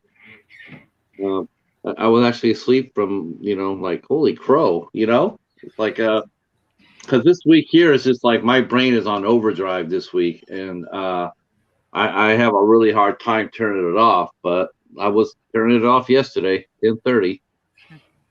Good, Joe. I'm glad. I really, I think about that a lot. Don't overdo it either. Of course. Hi, Tristan. Yesterday was my mom's birthday, and I almost forgot to call her. I remember it was like almost 9:00 at night when I remembered to call. I was like, "Oh yeah, today's 15th. I need to call my mom." Yeah, that's something I don't have to worry about anymore. So, both my both sets of my parents are gone. So it's just I got my brothers and my sister. Hey, Chadwick, how are you, sir? Oh my gosh, He's making a movie. Yes, he is. Yeah. I've seen some of the pictures he's posted on Facebook, so hopefully it all comes out good for you. Yes, directing is a job, isn't it? This is his first short film he's making. So, and I totally condone that. That's just awesome. I think all directors should do short films.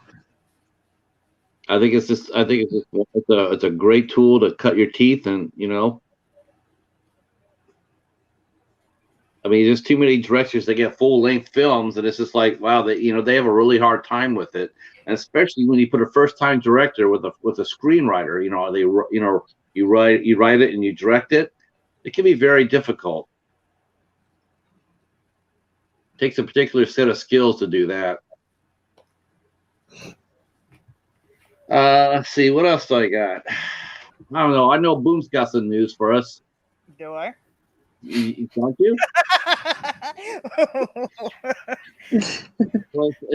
Well, you got to have topics. I guess let's promote Full Moon's contest still, because I know he was. I know my entry posted today. I think Sean Urshan put one up. Yeah, I couldn't think of his last name. I seen he did a thing. So Full Moon, was it 1973? I think. I'm not sure. Yeah, go check him out. Check out his contest and enter. I'm not sure when it's over, but make sure to enter. And don't forget, I already mentioned the guest, and we're on May 30th. We have Jack Cook coming, and this midnight hour will be being hosted by the Spices. The Spices will be hosting the show in 2 weeks. Yep, we will. I hear there'll be free food at that hosting. I'll bring the dip. We'll bring the dip. How about that? You want some of that dip? Yeah, I'll bring the chips. You guys can bring. Scared of it. It might be too spicy. You guys just be pouring sauces into it. Becky, did you say you're bringing the whips or the chips? The dip that we had last night. We'll just make another batch.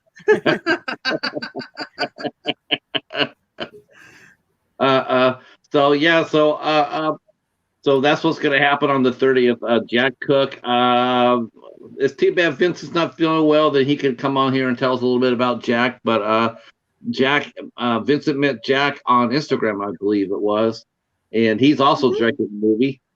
And so he's going to come on the midnight hour on the 30th and talk about it. Yeah. Oh my gosh. Yeah, I think that's going to be. I can't wait to see your film, Chadwick. I really can. It's going to be. I'll be happy to review it as well. I enjoyed watching your haul videos this week, Joe. I don't know how you find even a quarter of what you do.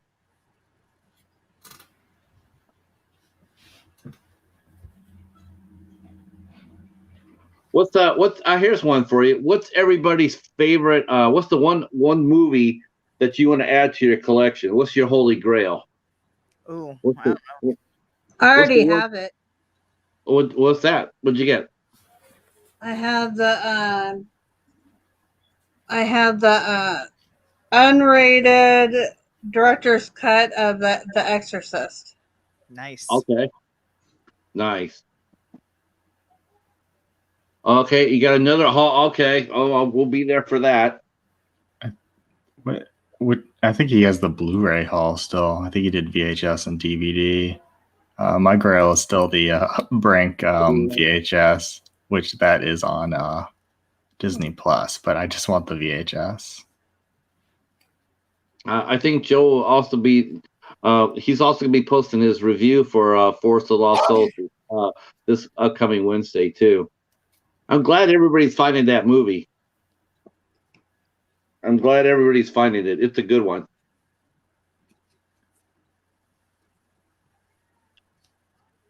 Yeah, all my Dollar Tree hauls got posted this week, but You had a really good Dollar Tree run this time, Boom. You really did. Yeah, your haul was better than mine. That's by far. I had maybe one of those bags I think came from one store, and the rest of them came from another one. One store didn't have hardly anything, and so I think one bag came from one because we have 2 stores in town, so I hit those. We have to find a different dollar store because the one that we've gone to, is not very good. None So of we're mine gonna have have to movies. go and explore. Or if they do, it's like 2. 5 children's movies, and that's it. We have one that's kind of close to our house, and then one that's on the busy kind of main street through town. And the one on the main street has more movies than the other one. It usually has a better selection than the one that's closer to our house. Chadwick, I promise you, I will take it easy on you. I will take it easy. I will give you a very honest review. And I've done a lot of short films, so I know what to expect. And it's your first one, so I'll definitely take that in consideration, as any good reviewer would. Yours, Charles, your Grail is a Blu-ray upgrade of Cronenberg's Crash. Now, are you talking about? Is that the? Did they release that on the Criterion? The Criterion release Cronenberg's Crash. If they did, you should be able to get it in August for half price. Barnes and Noble's is doing their half price sale. No problem. Were you able to talk to Sean Kane at all? Were you able to hook up with him?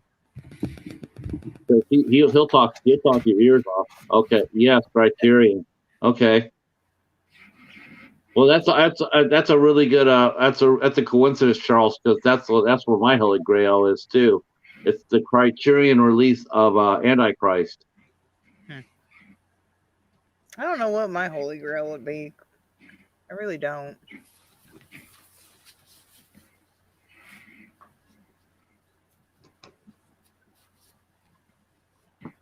You could have a couple. Yeah. I own so many movies, I can't think of what I don't own that I've always wanted. Hey, Jason. We're just talking about your Holy Grail. What's the Holy Grail movie you're looking for?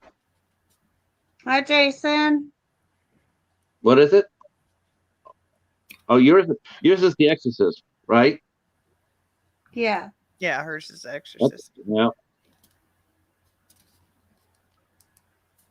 I really have no idea what mine would be. Like something that I've been looking for. I really have no idea. Yeah, I must have bought it as soon as it came out.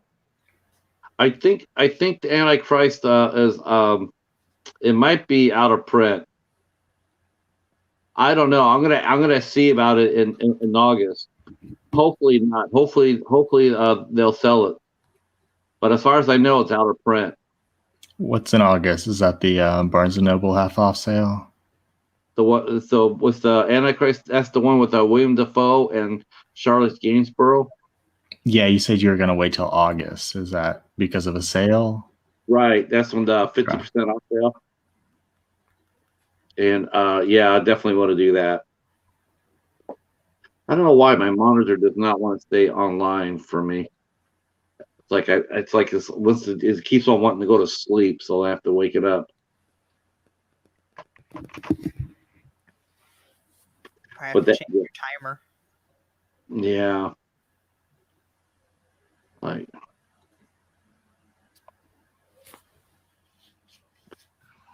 But my library reopened. That too. That's that was my happy place. So my library reopened up. So I'm totally tickled because it was closed for over a year, well over a year. I went one time. I made a video of a haul, and then I was like, okay, now I got regular. And now it's back to going to regular. I go back, and two of their library coworkers or the workers got COVID, so they shut it down again for like another month, and they just reopened it again. So there I go. Wow. Yeah, it's the closest thing to a video store that I have because they do release newer titles. They not like it's not just let's say a movie comes out on Tuesday. Well, it might take a couple of weeks, but 2-3 weeks that new release will filter down into the bookstore at the library, and I'll be able to pick it up. So Collector Man said he wanted the Halloween 2 Steelbook that plays the theme and the pumpkin eyes light up. You know, if you find that, someone has that. You're gonna have to tell me where to get it.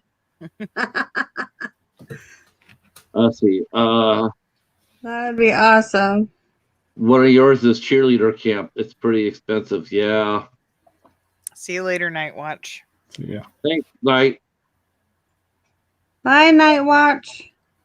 Oh my gosh, we have 10 people watching. Holy crow. Okay. Wow. Okay. That's way better than I expected. Thanks, Artemis, Dragon, and Max. You guys are awesome. Max is getting chased around the living room right now. Really? Either that or it's the other way around. I can't tell. I can't see. Well, I don't know where Artemis and Dragon are. There's quite as anything. That means there's something going to be crashing down at some point. Yeah, we got our front porch opened up, so they've been hanging out there because it gets hot in here. And with my dog being part snow dog, she likes to be nice and cold, so she's been hanging out on the front porch. I'm gonna contact you tomorrow night for sure, and we'll definitely set up something for that a dark song. And you too, Jason. I got an idea.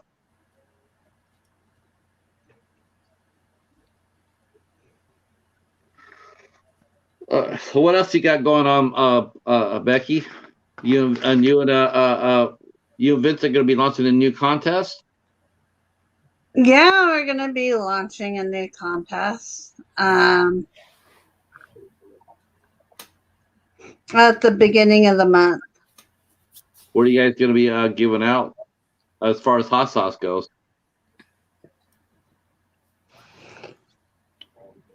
Habanero hot sauce. Habanero. Now, is that something that you can handle, or is that something you're grabbing a cold drink with? That's how I know. That's how I know if it's Depends good. on who you are. Yeah, I know. I would probably have to get a cold drink. I think habanero's past me. Okay. Yeah, habanero is to put it in terms, it's higher. It's hotter than a jalapeno, but not as hot as a ghost pepper. Okay. That's probably why they call it. That's probably why they call it a Hobbs and arrow. Hobbs and arrow. Yeah. Well, so at least he knows what he's winning next time. You also just send him the hot sauce this week, Becky. Oh, really? Mm-hmm.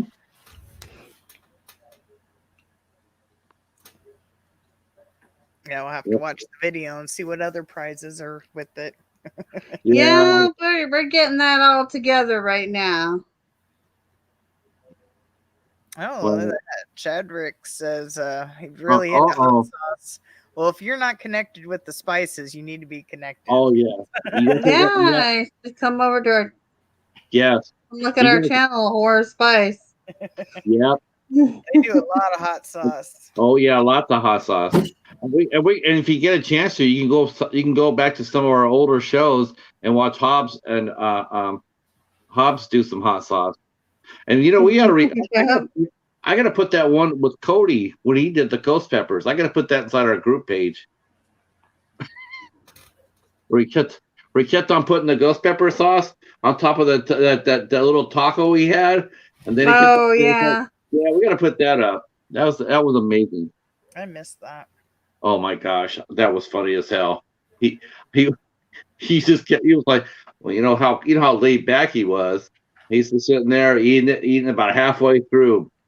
Bam, it hit. And all of a sudden it was like, it was on then. Yeah. Milk. It was, it was like, oh. So yeah, the Spices do a giveaway where they give away a movie and a hot sauce. Yeah, sometimes we add extra things in there too. Is it normally when you guys review a movie, you review a hot sauce with it as well? Yeah, we did that on Thursdays.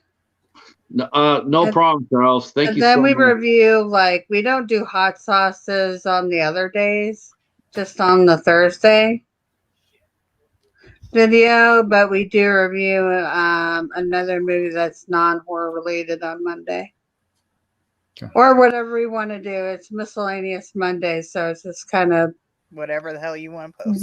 Whatever we're feeling like is going to be on that episode. So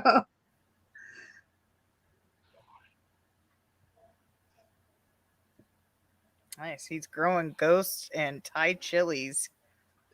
Wow. Ghosts and Thai chilies. Nice. Wow. He actually might be worthy of you guys, Becky.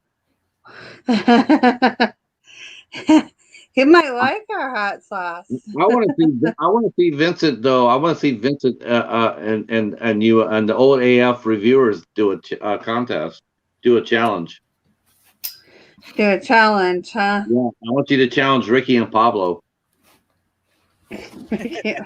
See who can handle the hot sauce better.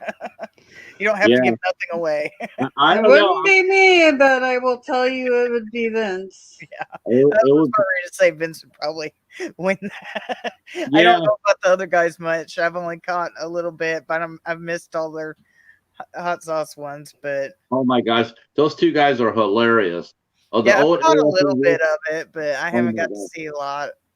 The funniest thing they've done. I mean, the hot sauce was good. I mean, Ricky got a little brave with the hot sauce. He took an extra bite, and that actually kicked his ass right there. But the funniest thing that I saw those guys do were the sour balls. Oh my God, that was off the chain. Those guys were just nuts. And then they did the Mentos and the Diet Coke challenge. They got Diet Coke and they put 4 Mentos in the bottle, and then they were trying to drink it as it came up.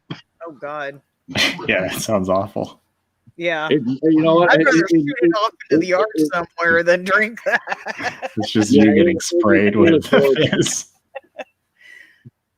Yeah, they're trying to keep it. They're trying to keep it together, man. But they got wasted. Yeah, I'm definitely not doing that. Well, this is a lot of fun. I have to admit. I just wish I would have had just a little bit more time to prepare. But holy crow! Most of the time I've been doing the live streams on Instagram because of the because my phone, trying to do videos on my phone, I only have like 25, 26 minutes, so you can't really talk much, on that. And so I've been doing the Instagram lives, and but now that I know how to do this, I thought StreamYard charged. I thought you had to pay for You it. have a free version and there's a charge. Yeah, the paid there's a paid version. I think there's two different paid tiers, and it gets rid of the little powered by StreamYard in the top, and it'll let you have more people. And I think like you can change the background and put little like your own little stickers on top of it. Yeah, 'cause I was looking into that, but it was going to be like almost $300 for the year or something. Oh, that's crazy. Yeah, Well, just deal with the little duck in the corner. I wanted it to look all fancy, and I was like, okay, I'll just pay for it for a month and be done with it. And I was looking at it, and it was going to be like $300 some odd dollars. I'm like, no, I can't do that. And they wanted to charge you all at once for that. Really? They don't break it up in payments. They want to charge. Oh, I didn't know that. I thought they did like monthly things. At least what I was looking at, it said we get charged for the full amount. Yeah, I'm not dropping $300 on anything. No. So I'd rather it not go fancy because I was gonna have like the background, have like their movie poster, and do all this fancy stuff. But I was like, I don't got $300 to drop on that one. I don't stream that often because I usually don't do this by myself. We forgot the showcases, so it'll be a good time to show. Chadrick says most he ever had was the end from Pepper Palace. Says 6 mil Scolvin. I'm probably saying that wrong, but I think it was a little less, or I have a high tolerance. That probably means more to you than it does me. Yeah, that means he can handle it, and we can't. Yeah, I don't know anything about the Scovilles. No, I know the spices do. That's why I was reading it off, but I know diddly squat about that. Well, it's well, have you guys been shopping lately, right? So what do you guys' stores look like now? Are your stores restocked, or are they still have holes in them? What type of stores? Huh? Do you ever go grocery shopping, right, Casey? Yeah. Wait, how's your grocery store? Are they are they restocked fully, or they have holes in them? Are you talking about physical media or just in general? Because they're pretty stocked with everything for the most part. The movie section's got like a couple holes in it, but I think the workers just don't want to stock the stuff. I don't think they have enough labor. No. Like the big movies, they're usually stocked. Tristan says he can't handle anything hotter than a jalapeno these days. Well, if it makes you feel better, Tristan, I can't hardly handle anything other than an onion. So. Oh, guess what, guys? This is what we got from Zia the other day on one of our pickups. Oh, nice! It's the Hellraiser wire twins. Oh, right on. What is that? Oh, Hellraiser wire twins. Oh wow, that looks nice. That's epic.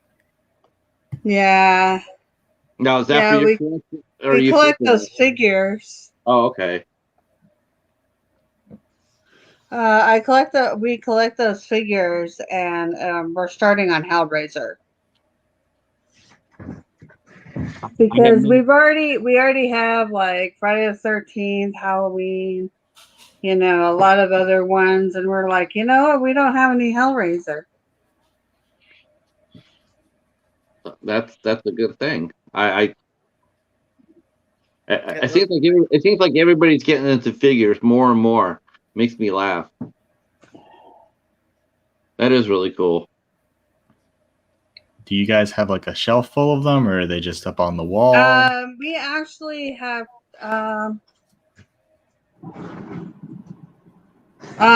3 shelves. Okay. Horror man. And then some parts of the wall. Oh yeah. My queen. There she is. Nice. NECA. That looks nice. It's the NECA queen. Oh, that's your birthday present. Yeah. She has her own shelf. Does she? She's so big. Look at her tail. That is big. Wow. Who's got the biggest tail? It would actually be my queen has a bigger tail than my cat's. Oh, okay. Wow. Yeah. Because the tail is 16 inches. Because I've seen Artemis walk across there. His tail flying high. He's got a pretty big tail. Yeah, he does. Paladin's tail is pretty.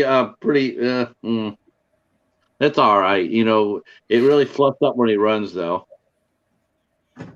I know that's boring. Sorry about that. A horror man says he has all those Hellraiser figures hanging up around his basement. Sounds like he's got a kinky basement.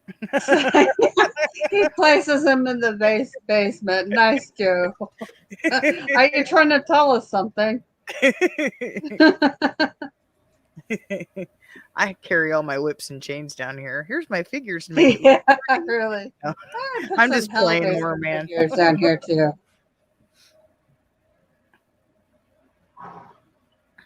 Well, me and Jason got some news. Because that's how we are. Looks like ISC Midnight's gonna nail us again for some more money. They got a new movie out called The Feast coming out. Damn it! The what? The Feast. Oh, The Feast. Yeah, it played at South by Southwest. So it's supposed to be coming out. It'll be coming out in Thanksgiving, but it looks extraordinarily good. It's a Welsh supernatural revenge story. So I'm sure Jason's already writing it down on his pad of paper right next to his computer. Poor man. No, I use as sort of a border along the wall. Sure you do. Sure you do. We're just giving you a hard time. Chadrick said he just filmed in the creepiest basement. Dude, you should check out the face in my basement. I was gonna say that would be my basement. My basement doesn't look creepy, but once you see like some of the night vision stuff that I caught on my camera, like we saw the face pop up out of nowhere. That was fun. I still haven't taken my camera back downstairs. I keep forgetting. I've got so much other footage I have to go through, but I just let Paladin go. I mean, Paladin tells me what's going on. If there's any disturbance going down there, he always lets me know. I have a video on my channel. Like it says, "Is that a face?" Check that. My cats cry at the walls like they're talking to the fairies or something. It might be howling around the house. I don't remember if it was yesterday or day before, but when we came in from going outside with my dog, and I unhooked her from her leash, and she just took off into the basement and started running around. It's like, where are you going? Because normally she goes right up to the door because she wants to go inside and get her treat. But now she's like, boop, took off to the basement. Like, so okay, That's funny.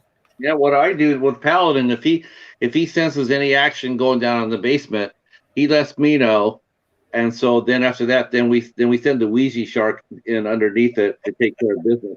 Thank you. You can't, that's how you handle supernatural stuff. See, you got the Ouija shark right there taking care of business.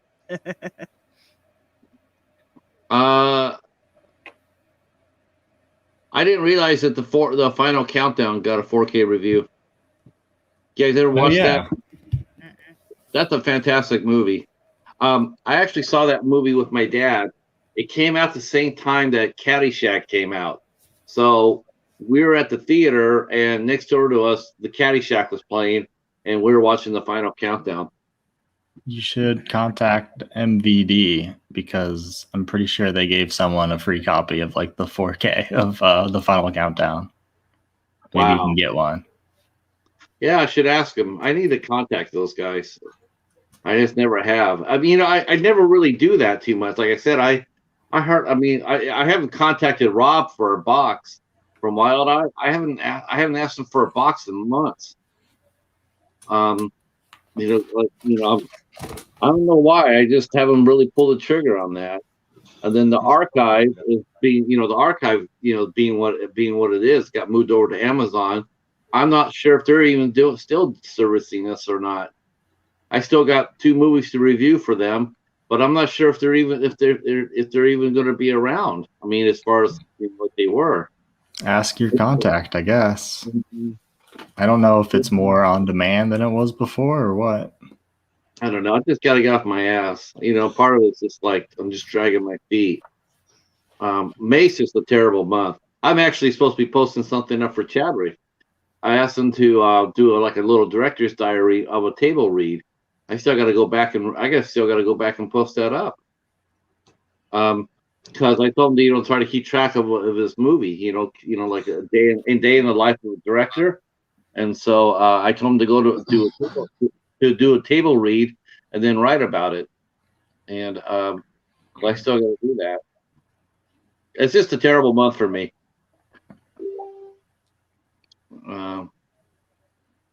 But I did post my review up of I did post my review for The Angry World of Brian Webster, and that was a really fun movie. It's an independent film about a bunch of friends growing up. They're in their early to mid 20s, and just trying to figure out what they're doing with their lives. It was a good movie. I thought the cast was really good. There's one gentleman in there who steals the movie. He has sort of like a Chris Evans type vibe to him. Has that look. He has the same sort of attitude in his acting, and so I liked the movie. I thought it was a lot of fun. I posted the review up in the blog in the Facebook group. I know it's not horror related, but I gotta share it. So I guess the other thing I thought people were asking is they want to know how Halloween should end. That was part of Sean's contest. Yeah, I mean, I've been thinking about that, and I can tell you only one thing for sure. I don't care how they end the movie. I don't care, or the series. I don't, except they cannot have Laurie Strode being killed. I want her, everyone in the protagonist and Michael Myers to just all die. They could just redo the Halloween 2 explosion of the hospital, but have the mains die too. I don't care how they do it or how they kill them or send them to hell or have them fight Freddy or whoever, but whatever they do and however they do it, they just cannot kill Laurie Strode. It would just be really wrong. She's an innocent. Yeah. Why should she die for his madness?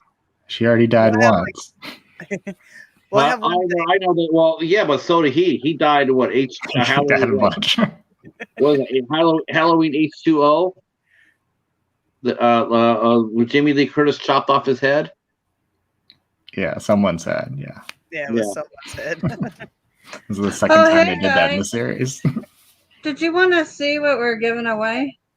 Sure. Yeah.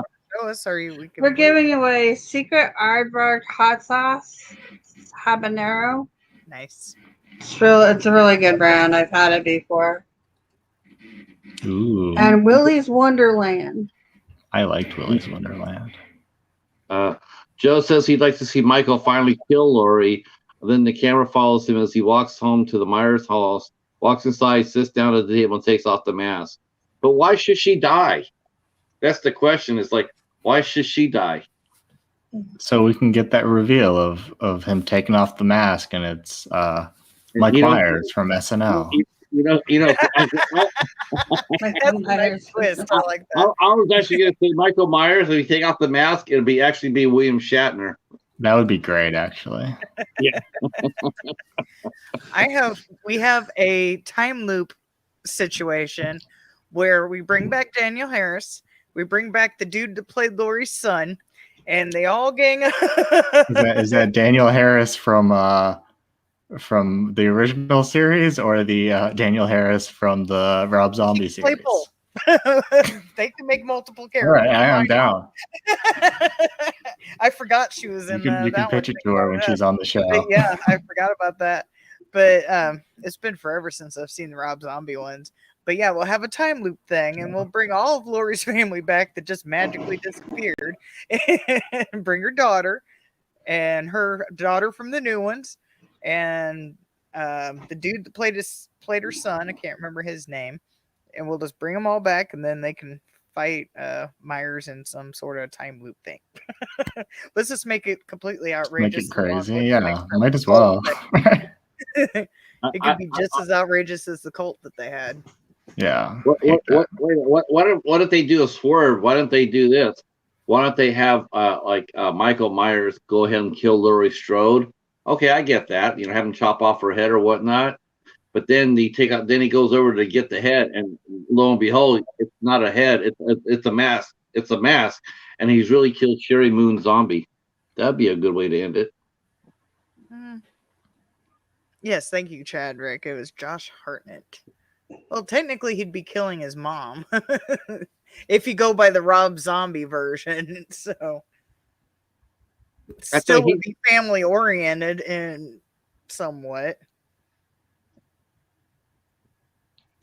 Yeah, I it's just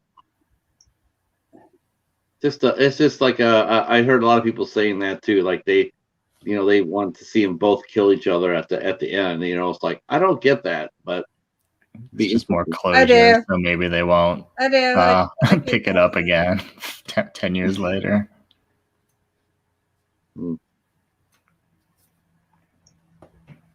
So you want to see her die too? Let's see. Laurie walks down a dark corridor. No, I don't want to see her die, but I can see what Joe is saying. That would be actually an awesome ending.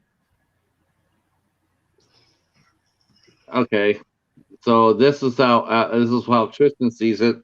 Laurie walks down a dark corridor holding the shotgun. Michael steps out of the shadows, stabs her in the chest, and as Laurie takes her last breath, she raises the shotgun up and blows his head off at the end.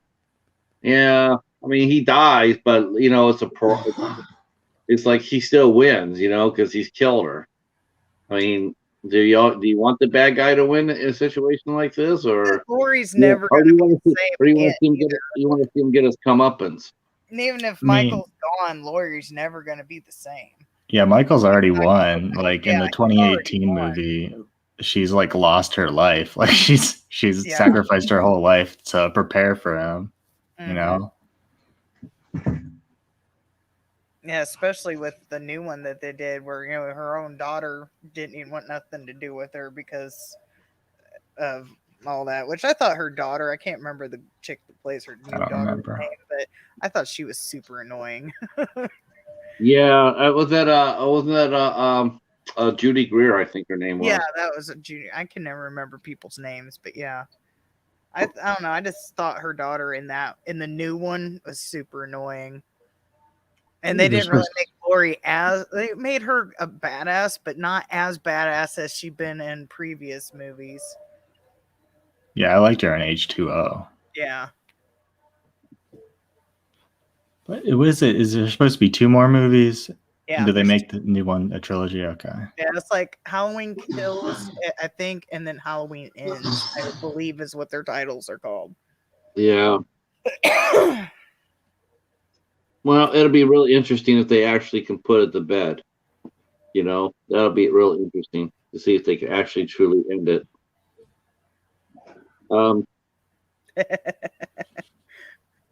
Lori Good luck with that. Lori has come back more times to share.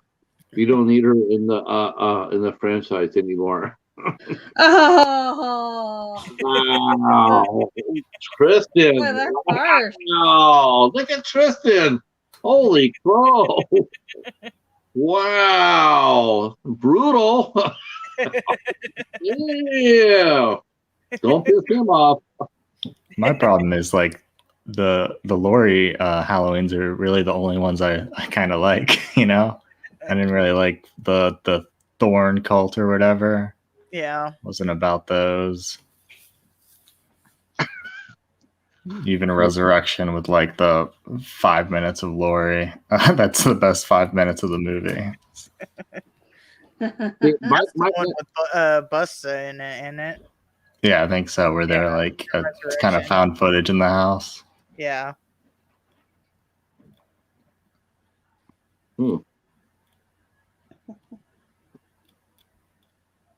That's so weird. Patrick, you mentioned something about someone fighting Michael. Do you want another horror icon to fight him? Do you want that to be the way he dies? Oh, you know what? You know who I'd take if I had a horror icon to fight Michael Myers? You already know who I'm picking. Bruce Campbell. Hell no. Bruce is gonna kicked. I'm matching up. I'm matching up Duke against Michael. Oh, the unicorn. I am disowning you, Patrick. That's who I'm matching up. I'm matching up Duke. He would send Michael to hell. That's what it was. Before Michael killed as a child, he wiped his boogers all over a carousel, and now it's coming back to haunt him. See, Michael doesn't know it yet. But that's who's been chasing him through all these movies. That's a good question. If you could ally yourself with a one horror icon to battle an ultimate evil, what horror icon would you pick? I mean, Ash. I gotta pick Ash. I might die, but it'll be entertaining. Ash always is usually successful, unless he messes it all up himself and says the wrong spell. Right. No, I like that, Joe. I like that. That would be cool. Michael gets sent to hell and torn apart by Pinhead's chains. Hell, yep. Yeah. Yeah, that would be. That's a good. So here you are. Here you are. You're facing off against some sort of evil entity, and you got one horror icon, whether it be a good icon or a bad icon, but you got one icon as an ally. Who would you pick to fight with you? Pinhead. So that would be Boom would take Bruce Campbell. Definitely. I know Casey, would you take Godzilla? I mean, if I have the choice, yeah. Like there's very few things that can hurt him. Yeah.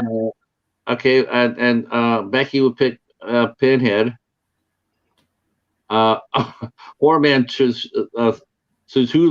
Cthulhu. That would be Vince. Vince would get Cthulhu. There you go. I would take my guardian angel from A Dark Song. See, I still haven't seen that. That's who I would pick. And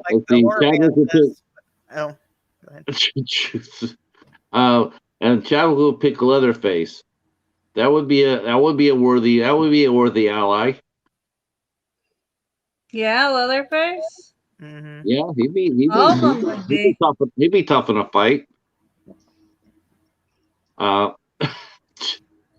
Now, do you guys ever watch this? Speaking of horror Lovecraft movies, I mean, there have been a few out there. I thought one I really liked a lot, though it used to get played all the time on USA Up All Night, was a movie called The Unnameable. That was a lot of fun. Never seen it. Oh my god! Yeah, Way of it's really Phoenix, I good. used to watch Up All Night, but I don't remember it.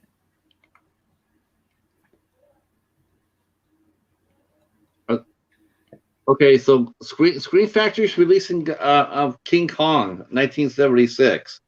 Yeah, Oh. that people are starting to get that. It's it's got the theatrical cut and the extended TV cut. So people were excited about that. But You know what? Oh, yeah, I'm gonna have to get that. That was not a particularly good version of it. that's the 76 one with Bridges. Yeah, I will say this. I said this in another stream too. Was there a sequel to The Unnameable? Oh, Yeah. sweet. What was The first one was a lot of fun. Holy cow. Unnameable 2. Okay. I saw King Kong 76 at the theaters, and I will say this: Jessica Lange never looked any better. She was perfect in that movie. Oh, I'm gonna get it. We're gonna get that one. Now there was one scene when I Sure. watched. There was one scene when I watched it that sort of spooked me out, and that was the scene where all the guys were crossing the log, and then Kong shook the log and they all fell off of it. Does he do that in that one? I know he does that in the 33 one. He like twists it around. Does he do that in the 70 one also? He did that in the 76 one, and they're all falling into this endless valley or something, whatever. I mean, it was a long way. That was spooky. Joe, okay. Then both of them. I don't know if they're VHS, right? You must have them on VHS. I don't know. Did they ever get a DVD release? Probably not. You never know. I don't. Yeah. Well,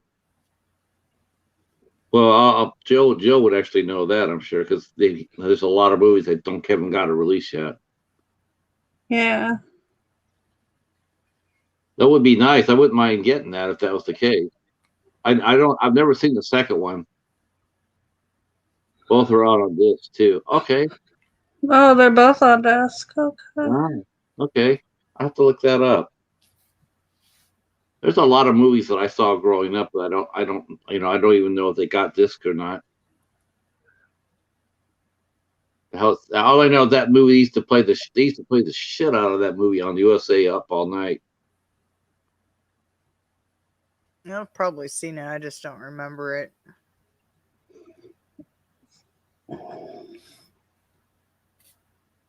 All right, that'll be fun. That'll be fun. Copy of Unnameable. What format? And Danny Trujillo turned 77 today. Happy birthday, Trujillo. That guy's been in everything. We have a copy of The Unnameable. We just don't have the second one. Well, you have a copy of the first one. Okay. Yeah. That's a fun movie. I think the only Lovecraft movie I have, I mean, it's full length goes. I have an episode of The Masters of Horror. I got the House of the Witch King. Who directed that one? And then I got Stuart Gordon's Dagon. I got a copy of that. That's a good movie too. Very interesting. There's Reanimator too. I can't believe it. Reanimator is more Lovecraftian as well. Yeah. That's real Lovecraftian. Yeah. Yeah, it's based off of one of his stories, so It's I don't know. I'm just asking because what I saw from the new remake of Castle Freak is Castle Freak Lovecraft as well. Yes, it's just not called Castle Freak. Yeah, it's just not called Castle Freak. I kind of wondered how they did at the end credits scene. At the new what Horror Man says, the new Castle Freak. I was wondering about that because if you stay past the credits, there's a cut scene that connects with another Lovecraft movie. So it got me wondering because I don't really know a lot of the stories. Yeah, I haven't watched the new Castle Freak. Yeah, I if you have watch the it, stay I have the old one. We have the old one, but we haven't watched the new one. Trying to. I definitely watched the end credits. No, really. I watch it, but it just, when you've seen the old one, it's just kind of. It's definitely different than the old one. I prefer the old Yeah. one. But Yeah, yeah, they I threw some Lovecraftian stuff on there and some Necronomicon stuff just kind of thrown in there. But it's different. It's not terrible.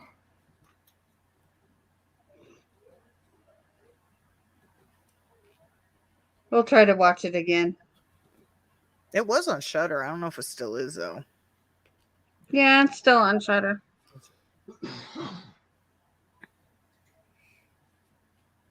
We go there. We go to Shudder almost every day Hey, Nathan. just to look at their movies.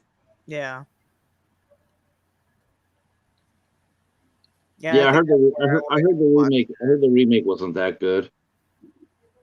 It's definitely different. I know. I want to say I did a review on it. I don't remember if I did or not, but I remember watching it. It's definitely different. Yeah, it's got some good parts, but the Yeah, it characters does. are pretty Yeah, well, the beginning uninteresting. part was just kind of like, when he was watching them, I was like, you know what? I don't think I really want to. Yeah, no, it gets Hang very on. uncomfortable at some points, but that's the point, and that's some Definitely. creepiness that was missing in the original one. Definitely does get uncomfortable. Yeah. The actor for the freak in the first one's just so good. Yeah. Yeah. Yeah. Yeah.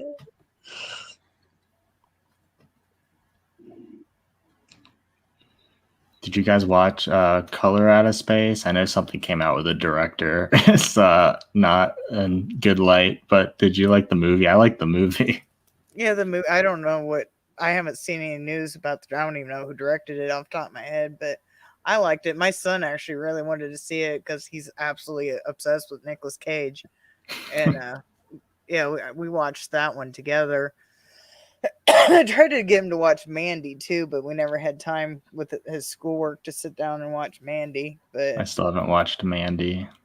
Oh, too bad. Mandy was great. yeah, You want to see classic Nicolas Cage, you watch Mandy and just put yourself in his shoes. Like Mad Max versus like Hellraiser with a crazy ass Nicolas Cage in the man. Yeah. Yeah, that's about right. With a lot of red. With a lot of reddish pink. Yeah, and color space is a lot of pinks and purples. Lots of purples, yeah. Colors. Nicolas Cage fights a tomato. What? He's fighting a tomato? Yeah, my son heard about this scene. He gets mad at a tomato, and yeah, you got to see it. Yeah, it's a lot of like straightforward movie, and then all of a sudden, out of nowhere, Nick Cage will start Nick Caging it up. But I love it when he's all crazy. Yeah, I absolutely love Vampire's Kiss. It's just so good. Yeah.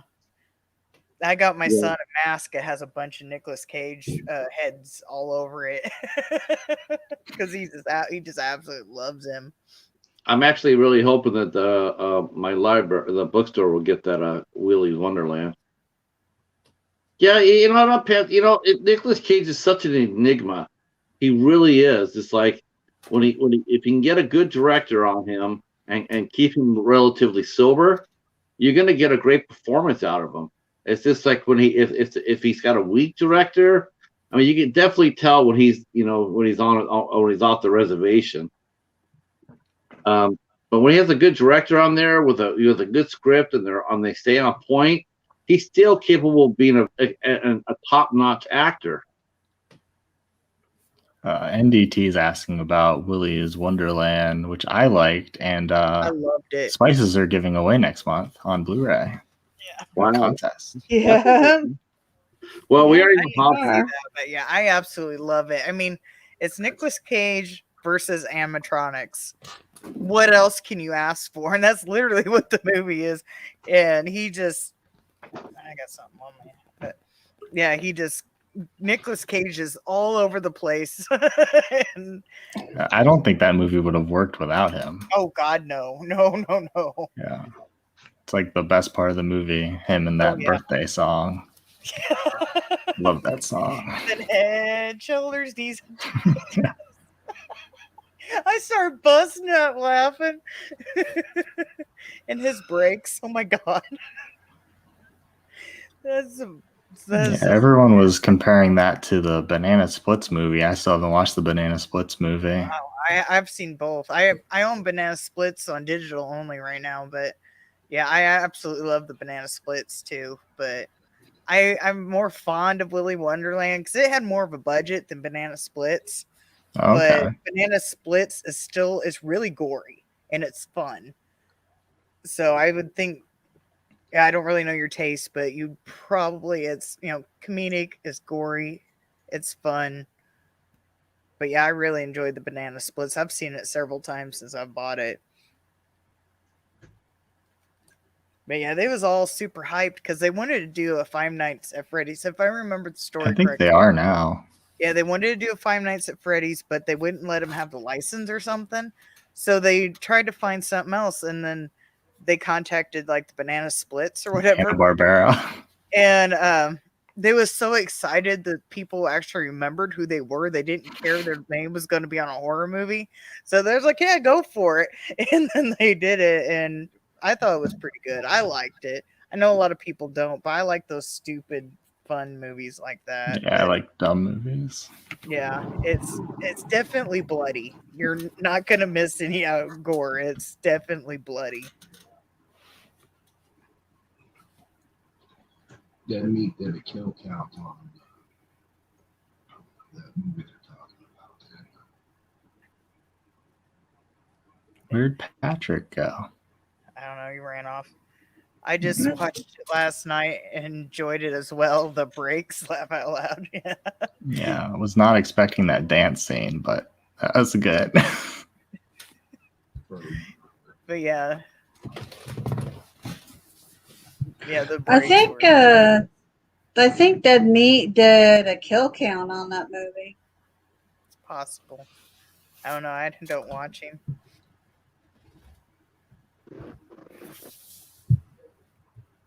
I know he does a lot of kill counts. So it's possible. But I know I did a review on both Willy's Wonderland and Banana Splits. I don't remember how far back it is, but I know I did them.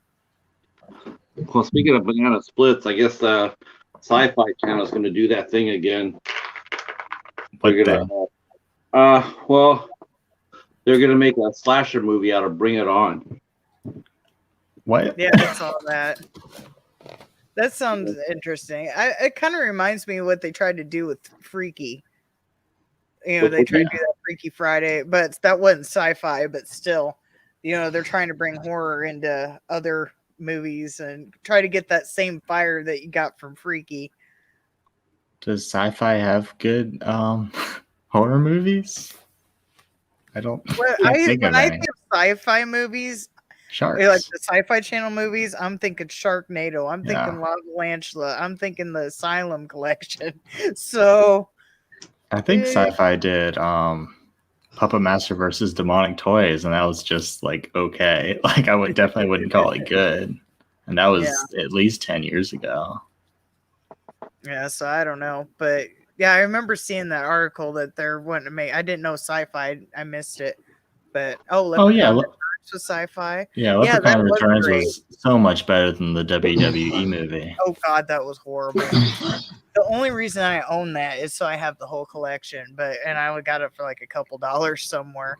But Chadwick did not like Freaky. Oh my God, I love Freaky. Vince Vaughn playing a teenage girl was freaking hilarious. Wasn't Freaky the one with Vince Vaughn? Yeah. Yeah, Vince Vaughn. Okay. Now was that funny, or was it like a? It's a horror comedy. Definitely a horror comedy. Yeah, I wouldn't say any parts are scary, but there's No. kills and gores and stuff, you know. Yeah. But yeah, I enjoyed Freaky, but that's like my shit right there. So, but yeah, Lava Lantula, he says his favorite. I absolutely love Lava Lantula movies, but I don't think I saw Lava Lantula. I don't know if Big Ass Spider was great. Sci-Fi, but I really liked Big Ass Spider. Big Ass Spider is awesome. I love that.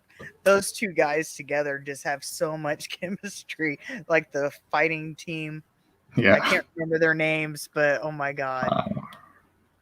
They are hilarious. I don't think that's Sci-Fi though. I could be wrong, but I don't think it's Sci-Fi. But What, Lava Lantula? no, Big Ass Spider. Yeah, I don't know if they'd have ass in the name. Yeah, Big Ass Spider was a theatrical release, but Lava Lantula was Sci-Fi. And as far as Sci-Fi coming, I mean, to me, it's like anything they put out is a positive. I mean, it might be cheesy, but it's certainly a lot better than what they're not doing today. I mean, they're not releasing anything today. Yeah, I'm still waiting for that Child's Play show. Been waiting since Cult of Chucky. It's been a while. Well, And they're supposed to release it on two channels. And it's Two still, channels. yeah, 2 channels, USA and Sci-Fi. Because last time I seen an article about it, they said they was going to release it to 2 channels. It was going to be like USA and Sci-Fi. And that's like the last update. I want to say one of my news things I talked about it, but God, I don't remember. But I'm surprised Sci-Fi's still around. I mean, it's almost to the point where it's like they should just take a page from Shudder, and you know, maybe they can't make the movies anymore like they used to, but they at least used to really go out there and acquire some. I mean, there's plenty of movies out there to acquire. Does Sci-Fi have any big like running shows? I know for a while they had like the 4 different Stargate shows, and then I don't know if they have Divergent. Maybe no, that was a movie. They had some other big Sci-Fi show for a while. Well, they just got done canceling Van Helsing after 5 seasons. They did give Resident Evil a 2nd season, but their seasons are only. I didn't know there was a Resident Evil show. I didn't either. Yeah. Neither did I. Well, Sci-Fi has Alien Resident. That show is hilarious. Oh, Alien Resident. Yeah, I was thinking about that. It sort of reminds me of like a lighter alienation type movie. And that movie's a gag. We absolutely loved it. Yeah, Alienation was a good show, and it was a good show. They just didn't give it long enough to find its feet. Good movie too. But yeah, the Alien Resident, that was new. That just came out recently. Sorry for my ring. And yeah, I saw that they cast Alexa Dog. I loved. Dog. She got casted. She did Jason X. Alexa. But suspend notifications for 2 hours. Well, guys, I'm going to have to take off. I got a little bit more work to do tonight before I head into bed. all right. Have a good night. Night. Good night.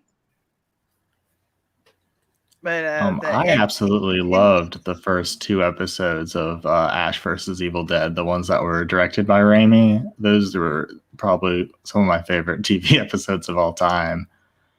But it definitely fizzled out.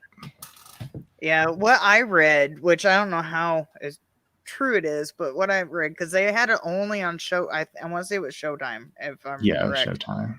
And they only had it on that, and so a lot of people were watching it illegally, so they didn't get the ratings that they wanted, so they ended up canceling and only had 3 seasons. Yeah, because I have all 3 seasons on DVD. But yeah, I watched the first 2. I haven't got around to season 3 yet. Yeah, it took me a couple of years to get around to watching season 3. Yeah, I still never opened my DVD, but I bought it one Black Friday. I found it for sale. I was like, hell yeah, I'm grabbing that. I think season 3 is the one where they brought in like elements from Ash versus Army of Darkness. So you'll probably like that stuff. Oh, yeah, definitely. I absolutely love the show.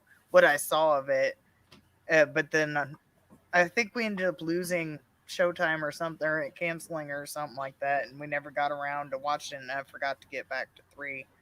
But yeah, Ash versus Evil Dead, I absolutely love it. Yeah, Lucy Lawless was on there. Yeah, I liked her, but she just kept coming back doing the same stuff. That's the same thing with like Pablo. They keep doing the same thing with Pablo over and over again. Pablo and the girl, I can't think of her name, but yeah, I can't remember her name, but she's good. I was hoping she would be in the next movie, but I guess they're redoing the whole thing. A video game. Yeah, that's right. They had the video and all game. Of them, like Ash is going to be in it. Pablo's going to be in it. That girl's going to be in it. Supposedly, I've seen talks about it, but hopefully someone from the remake will be in it. While. Hi, Makeup Mom and Son. Oh, hello. Patrick, you're never going to watch that show, right? Which one? Ash versus Evil Dead. You know, I want to get the whole series. I know all of it's out as a series. Mm-hmm. I have to get it. I heard about it. I heard it's a lot of fun. You need to watch Evil Dead 2 and Army of Darkness before you watch the show. Right. You have to find those too. I actually used to see Evil Dead 3 all the time. It's like that. It used to be in Walmart for $5 all the time. Well, it might still be, so I actually might have to make a trip. Boom, do you have the hand puppet? No, I don't. Okay. I wish I did, but someone has the hand puppet. I don't remember who does. But yeah, at one point there's an evil Ash hand puppet, and it's wonderful. Yes. It is wonderful. And if I would have seen it, I would have bought it for sure. But no, I do not have that. But I own all the Evil Dead movies, and I own the series, of course. Where'd you get the series at? Is that I bought it at Walmart. I found it. They had it on Black Friday one time for sale, and so I got it for sale. But I don't know if Walmart still carries it or not, because it's been years ago since I've gotten it. But didn't it just end a couple years ago, though? Yes. Huh? Okay. I know we lived here 3 years, and I want to say I bought it before we moved up here. Okay. Because I know I bought it in Illinois. So either I went shopping Black Friday one Christmas, like our first Christmas down here, or up here, or I don't know. But I remember being in Illinois when I bought it. Which Evil Dead did you like? Makeup Mom. Did you like the original Sam Raimi one, or the remake?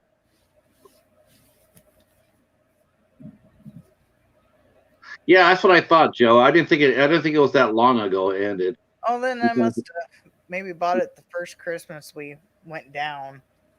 I don't really remember, but I remember buying it in Illinois. So I have all 3 seasons, so it don't matter.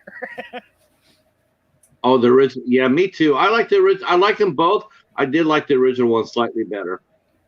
Yeah. The possession scenes were on point. Holy shit. That was crazy. Has any new news came out about the new one? I haven't seen anything. Supposed to be going. It's supposed to start to film later this year in New Zealand. New Zealand. Yeah. Because it'd be easier for them to do for COVID. Okay, yeah, that makes sense. Yeah. And Yeah, I love the remake and the original. The remake isn't really that bad. No, I don't like No. how they at the very end of the credits they put Bruce in it, but I thought the remake was really he good. didn't have a bigger part. But I'm partial to Bruce, so it's probably just my own gripe.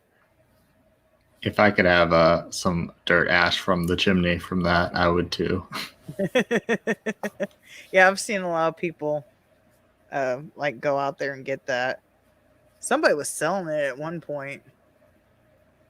Yeah, it did came out in 1981, 80, and I like the story that Bruce told during his commentary.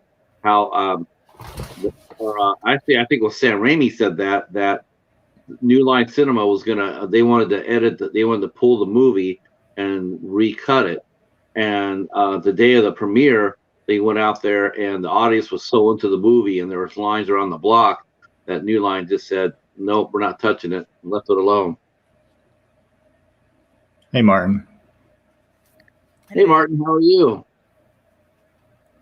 Thank you, Martin. Thank you so much. We're learning all sorts of fun things about Tristan. That he is he's ruthless.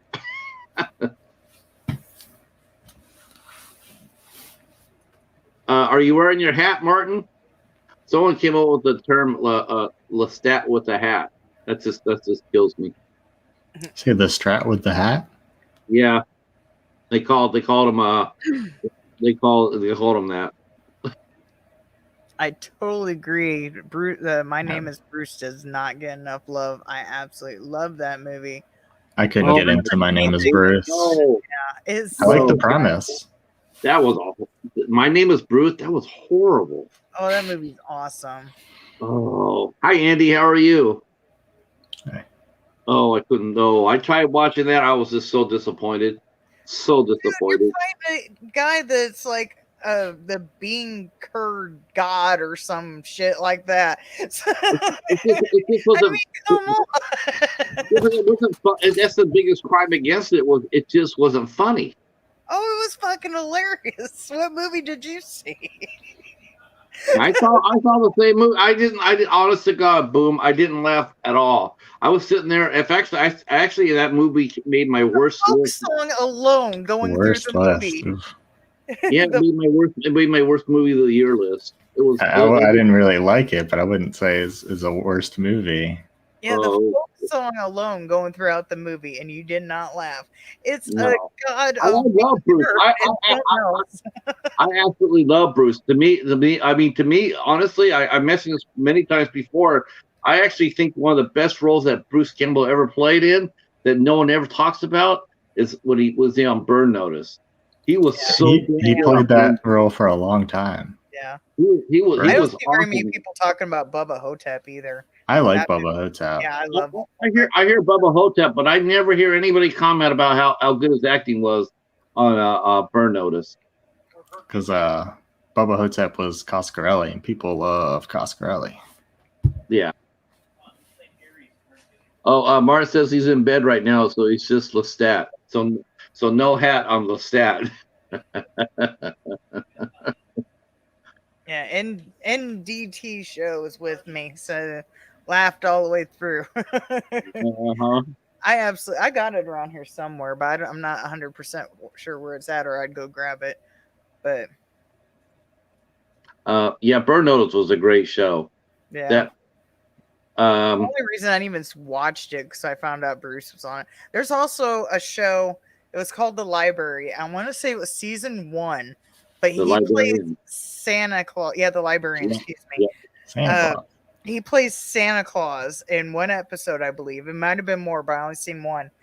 Yep. And him as Santa Claus was freaking hilarious. That's a great show. I got the whole series of that. I still got to pick up the 3 movies they made before the series, but I got the whole collection. I got the whole series. He was great in that. That was a really fun series. I don't know why they canceled that show. That show should. I only watched that Christmas episode because I found out Bruce was going to be Santa Claus, so I can't really say much about it. But I'm a little obsessed. I can't help it. So. Yeah. Thanks for Martin. Thanks for stopping by. Boy, we got 19 likes so far. Wow, this is actually pretty good. I was gonna say I'd be lucky if I got like 50 views out of this. I was just trying to hang on till midnight so we had the midnight hour, you know. And I've been telling people I've been told people about the news too, with Danielle Harris coming on, and next week again is Daniel Hill, and then are we going to your channel on June 6th? Aren't we? Boom. You're hosting. That's what you said. I think you're hosting on the 6th for horror trivia and Shark Night. Shark Night. Or just shoot the shit. Doesn't matter. Yeah, I think we're taking the show on the road for horror trivia. He also said he played Van Helsing Kin in Sundown, the vampire comedy. I don't know that one. I don't know that I'll one have either. to look into that one. I know I took my son to go see, I want to say it was, which one is the Cars where they're super agents or whatever? Is it the Cars are super agents? Yeah, like the Cars, the Disney Cars. Oh, I have no idea. I thought they just raced and said like cacao. Super spies or something like that. Well, Bruce Campbell's one of the Cars. And Cool. I took my son to see the thing, and I recognized his voice immediately. I was like, that's Bruce. Started freaking out in the theater. My son's just like, oh my God. And then was another one, the Great Powerful Oz. The Great and Powerful. Yeah, he has a cameo. You've got to look for him because he's in makeup. He's hard to find, but he's in there too. Was he in the Man with Screaming Brain? Was that him? Yes. Okay, I like that one. Yeah. Hi, Glenn. How are you? Hi, and Glenn. thank you for coming in from the Philippines. Oh, hello, Glenn from the Philippines.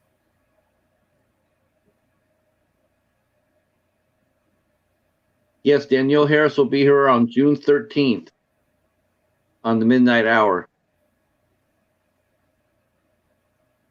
Yeah, that would be epic. She's so nice. That would be a lot of fun.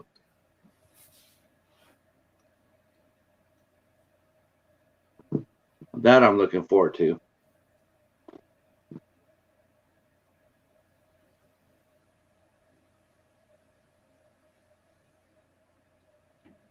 But just like with the first 3 Spider-Man movies, like the He's whole great in reason, all of them. yeah, he's in all of them. So's the car. But yeah, the whole reason I didn't even went to go see 3 is because I've seen Bruce in the first 2. It's like I gotta go see it. I gotta go see if Bruce is in this one. But since Sam Raimi did it, and you usually know if Sam Raimi's doing a movie, there is a good chance you're gonna find Bruce in there somewhere. Was Bruce in Drag Me to Hell? I don't believe the car was. Okay. The car was, but he wasn't. But yeah, if one of the 2 or possibly both could be in one of his movies. I don't know why my camera's freaking out, but whatever. No, it keeps getting blurry for some reason. Oh, it's probably focusing on the lights. No, it doesn't do that any other time, but okay. The entire time I listened to all this, nobody mentioned Briscoe County Jr. Come on, guys.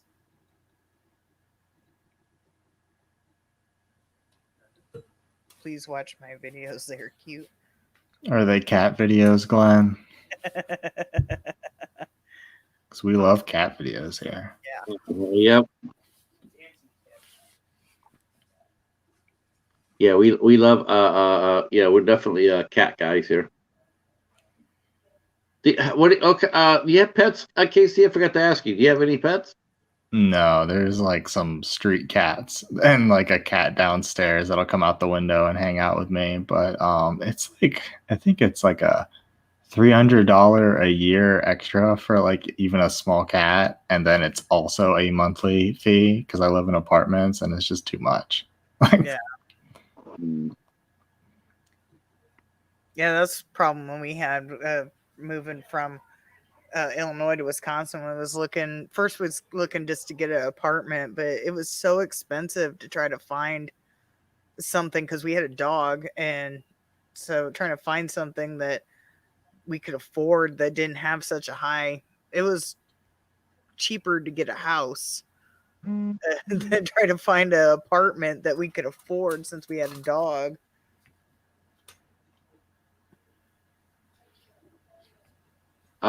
Hobbs says that Rocky is feeling a lot better. He gave her some Benadryl, and that he says you guys were killing it. And he said to say hello. It's good But to hear.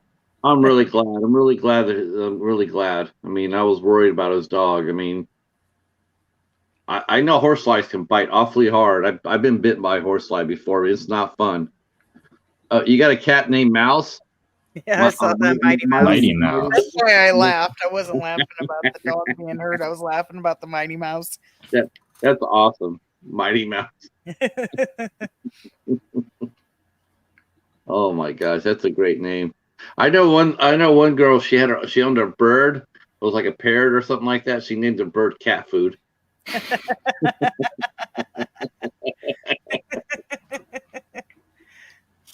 That's one of the best names ever. I had a cat named Monkey. Monkey. Yeah, I named it Monkey, and then I had what was that one? Oh shit, I forget. I had one called Stupid or something like that. I don't remember. Who does that? Who names a name a dog or a cat? Meatball. Stupid? It was Meatball. Meatball. Yeah, we suspected it was inbred, but we don't know. But yeah, that cat was so stupid. Mm-hmm. It was Meatball, and his brother was Punk. I know you didn't name it. I know you didn't name those. Actually, I did. Really? Well, how could you name those names? Then you came up with a cool name for Max. Oh, Max's name is kind of stuck. He came with the name Magneto, and he wouldn't answer to it. And for some reason, somebody just started calling him Max, and it just stuck. I think they just forgot what his name was and just called him Max. And he answers to that, so... Paladin responds to both his names. He responds to both Paladin, and he also responds to Tifa. We also call him Captain Dumbass, so... Who? Me? Yeah. Yeah, but see, that's not right. That's slander, because no cat's a dumbass. Oh, you haven't... Yes. He's not the brightest one there is. Mm-hmm. Mm-hmm. He tries wait a to minute. I disagree. Is he living with you? Is he living with you? Yeah. He's pretty smart. We didn't have much choice. I don't know. I'm trying to give you an out here. Paladin, yeah, he was. You know what I really love about my cat. I got to tell you what I love about him. He is absolutely fearless. There's nothing that bothers him. Except for Kevin Smith movies. Oh God, yeah, except for Kevin Smith movies. Yeah, well, him and I are a lot alike there. He doesn't let lightning bother him. Fireworks doesn't bother him. The vacuum doesn't bother him as long as he's got a little alleyway to go through, a little walkway. The lawnmower doesn't bother him. In fact, when I do fire up the lawnmower, he's in his window or at the front door watching. He's really smart. He knows. I've seen the other cats do this, but he's done this with not my car, but my friend's car. We have family friends. He knows the engine to their car. Yeah, I like most Kevin Smith movies. You don't like any of them, Patrick? He's okay. I mean, I love Dogma. Dogma is by far my favorite movie. I love that movie. I think I like Mallrats and Chasing Amy more. But Dogma's definitely good. I like Yoga Hosers. Really? Yoga Hosers I like it a lot better than Tusk. Oh, just because I like the sausage men and the Batman scene. I love the Batman scene.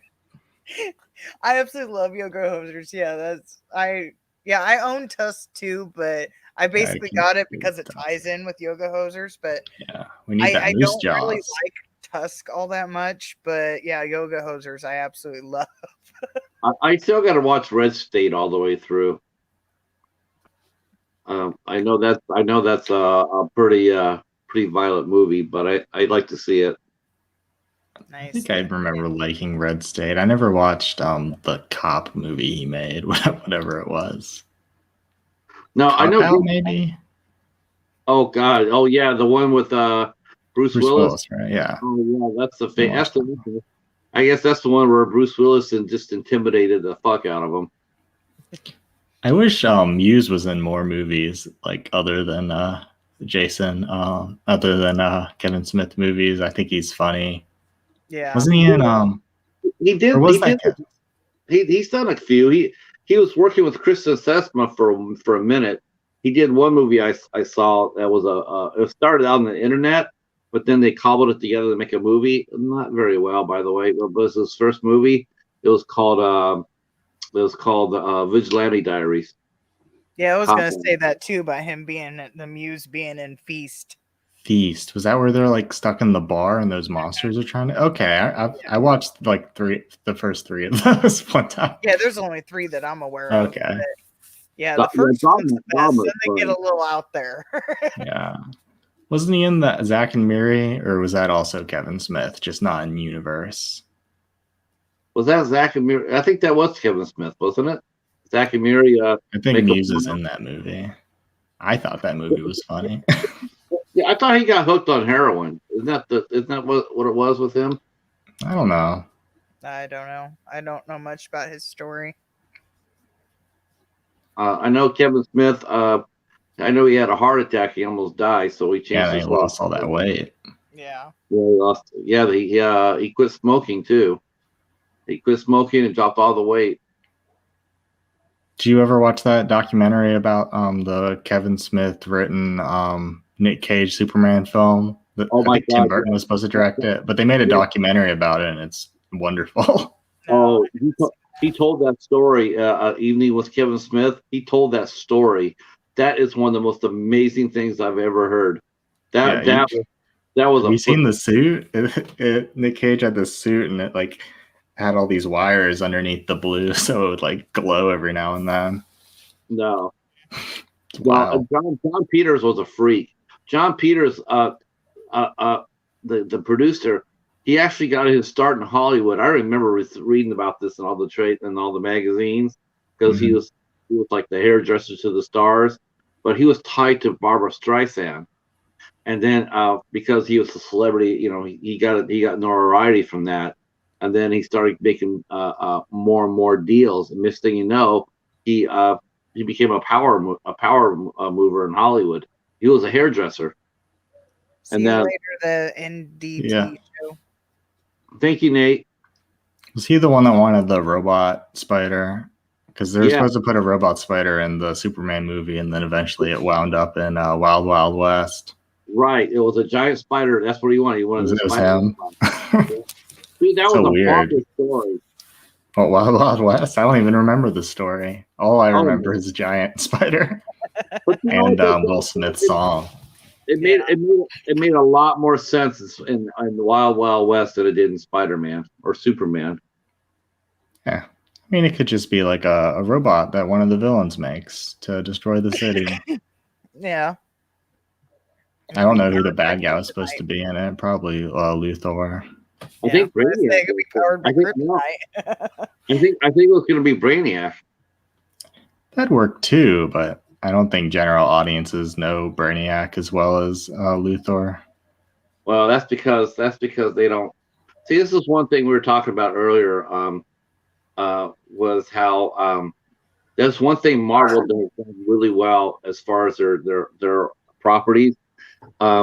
Is that they've expanded. They brought in many minor characters that many people may not have heard of, and they have made them household names now. Yeah, and they're doing it good now, but I remember, was it Iron Man 2 or 3? They brought in the Mandarin, and everyone hated that Mandarin because it was just some random guy.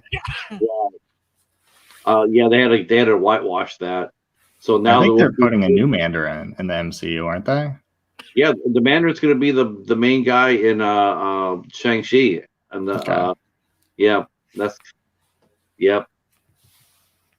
So I mean that'll be good, but I mean that's one thing they've done. They've expanded the minor characters, though they still make mistakes. They still make like they kill way too many of the main villains. You can't kill your main villains. That's not how it works in comic books. That might work for a James Bond movie, but in comic books, you can't kill villains. You just can't. That's what makes them so great. They keep coming back. You never know what kind of things they're going to come up with. The only one they really like put in like a jail cell was Loki, right? Which one? The only one they put in like a special jail was Loki. In Captain America, I guess. Well, yeah. Well, they put. You couldn't keep Loki. You can't keep Loki in prison in an Earth prison. Yeah, he just get out of that. But yeah, they kept the superpowered villains in the Raft, and that's actually comic book accurate. Hey, first it was the Vault. They kept them in the Vault, and then they evolved that into the Raft. But the Vault, that's where they that's what I was asking. I was asking another comic book collector earlier. I was wondering if they thought that they would incorporate Stingray and the Guardsman inside the Armor Wars storyline. That was a really famous storyline in Iron Man, where someone killed a senator that was standing next to Iron Man, and they took over his costume and he killed him. And so Iron Man went on a rampage, and he was going through any heroes or villains with armor that could have had Stark tech on it, and because he wanted to shut it all down because of what happened. And after that Armor Wars, that's when he became an alcoholic, and it's one of the most famous issues of Marvel. Was Iron Man 128, which I actually bought that, and it has a picture of Tony Stark in his Iron Man outfit, and he has his helmet off, and he has he has growth on he's all bearded out, but he looks tired, and there's a bottle of booze on the desk. It was a pretty, for a comic book, it was damn serious. Night chat. Acknowledge the fact that he was an alcoholic. Hello, Harsh Truth, and good night, Chadrick. Is Harry Osborn in the MCU now? Was he in the Spider-Man movies? I can't remember. I know they had like Flash as like a DJ dude now. Yeah, I would have to go back and rewatch those. I don't know if he's in the new one, but I know. Do you think he's going to get hooked on heroin again? That's hard to say. I mean, that was a really good Spider-Man. That was a really good Spider-Man series too. I remember that was a very controversial book in the early '70s. Where he was hooked. Yeah, that was pretty powerful. You don't see very many comic books trying to do something like that today. Good night, Chadwick. Let's see. Magneto was, he was in, oh boy, my eyes are tired. Magneto in the X-Men movies. He's a bad guy, then he's a good guy, then he's a bad guy, then he's a good guy.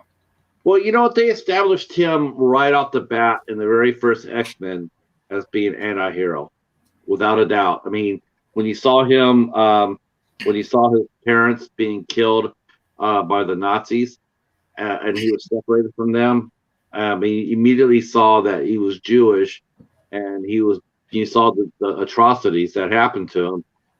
And even throughout what he was doing, you really never really felt that he was really a bad person.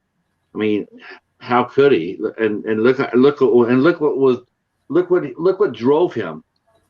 He was Magneto's anti-fascist. Let's put it that way. He did not want to happen to mutants what happened to him as a Jew during World War II. And that opening scene established that really up to why he was doing what he was doing. It might have been misguided, but how are you going to tell him that he was misguided because of what he went through? He saw millions of his countrymen killed. I thought X-Men, the beginning of the movie X-Men, was one of the most. It was, for a comic book movie, that was some balls to come out there with that intro.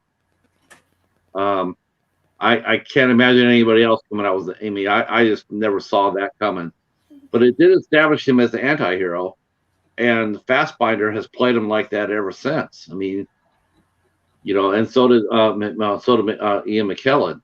I mean, They're both great. In the comic books, he was ruthless when he was younger, but even in the comic book, he ended up leading. He ended up leading the X-Men for for like a couple of years. Greetings, Derek. How are you, sir? Hello. Yeah, I'll be right back. Okay. It's just like every single movie he had like the same arc though.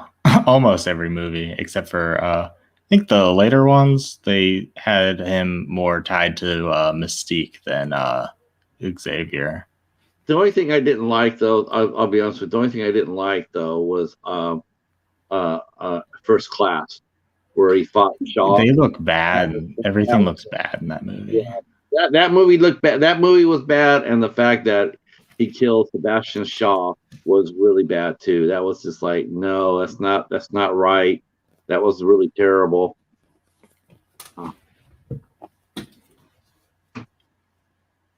Oh my gosh! So now that they like Shang-Chi looks like more of a martial arts movie, and then they had WandaVision, which like most of it was like a sitcom. Do you want to see like the MCU try to tackle different genres? Like, would you be interested in like a horror movie set in that universe, or like just a straight comedy without an action? Well, thing? I would not be surprised to see if Loki is probably the most lighthearted. The show, yeah, because Loki is the god of practical jokes, and I don't really see them really making their Loki serious. I see him being more of a lighthearted. He at the end of it, he's still going to get out. He's still going to break free.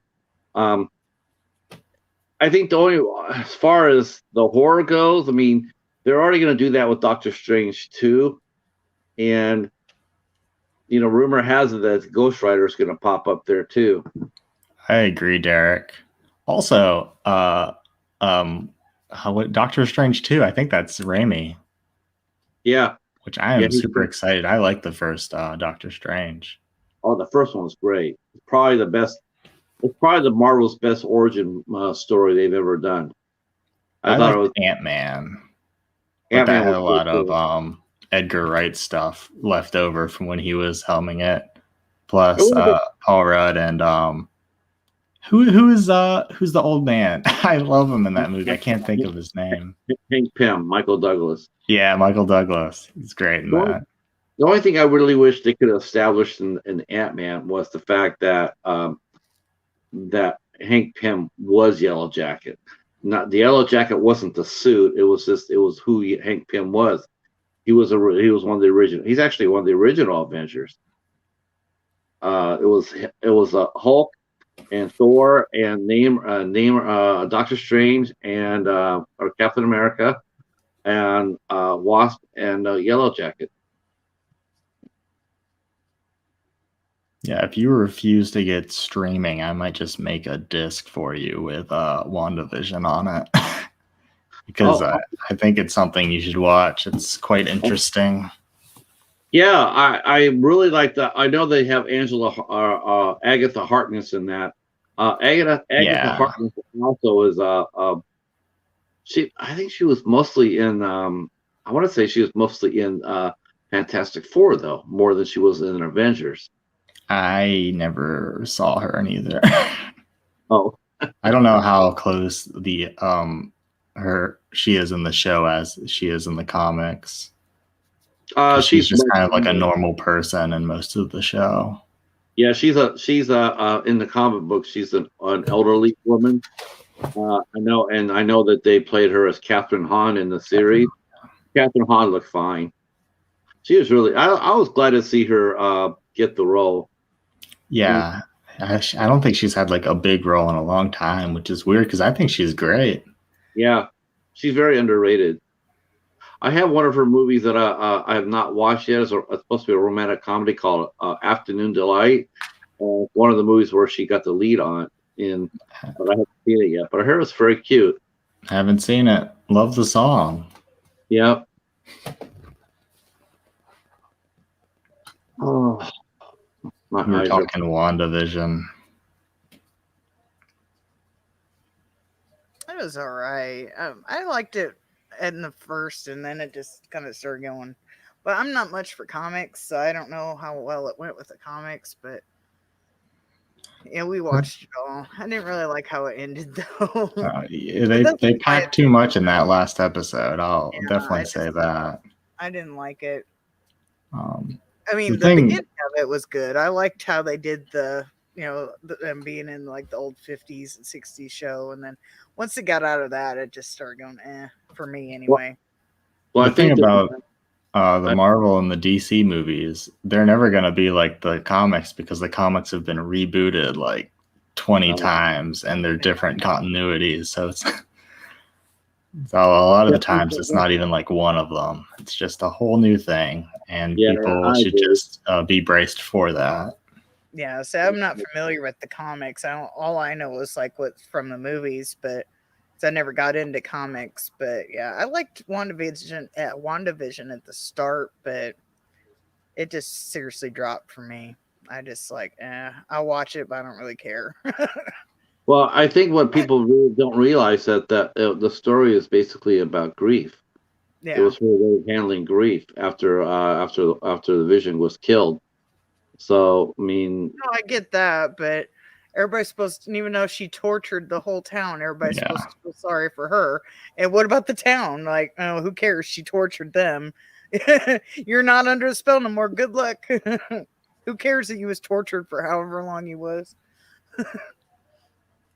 I don't know if the town wasn't the town just a figment of her imagination as well. No, she People. basically kidnapped a whole town just for her her ideal fantasy.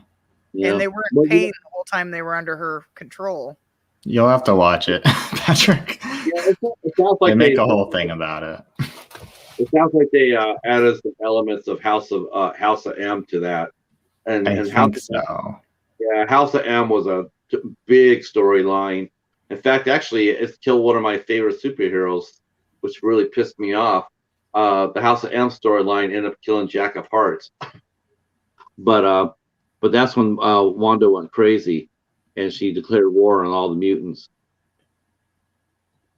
And I hated what they did with Quicksilver too. I was like, oh, they brought back Evan. Oh, fuck you too.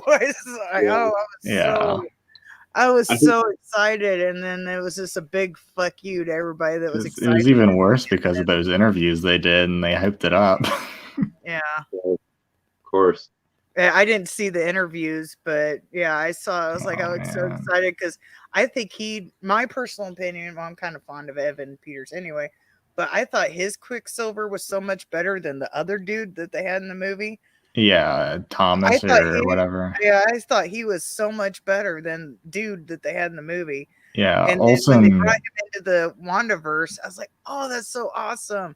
And there was a lot of other people that was like, oh, that's so awesome. And then they're just like, oh, you're happy to see him?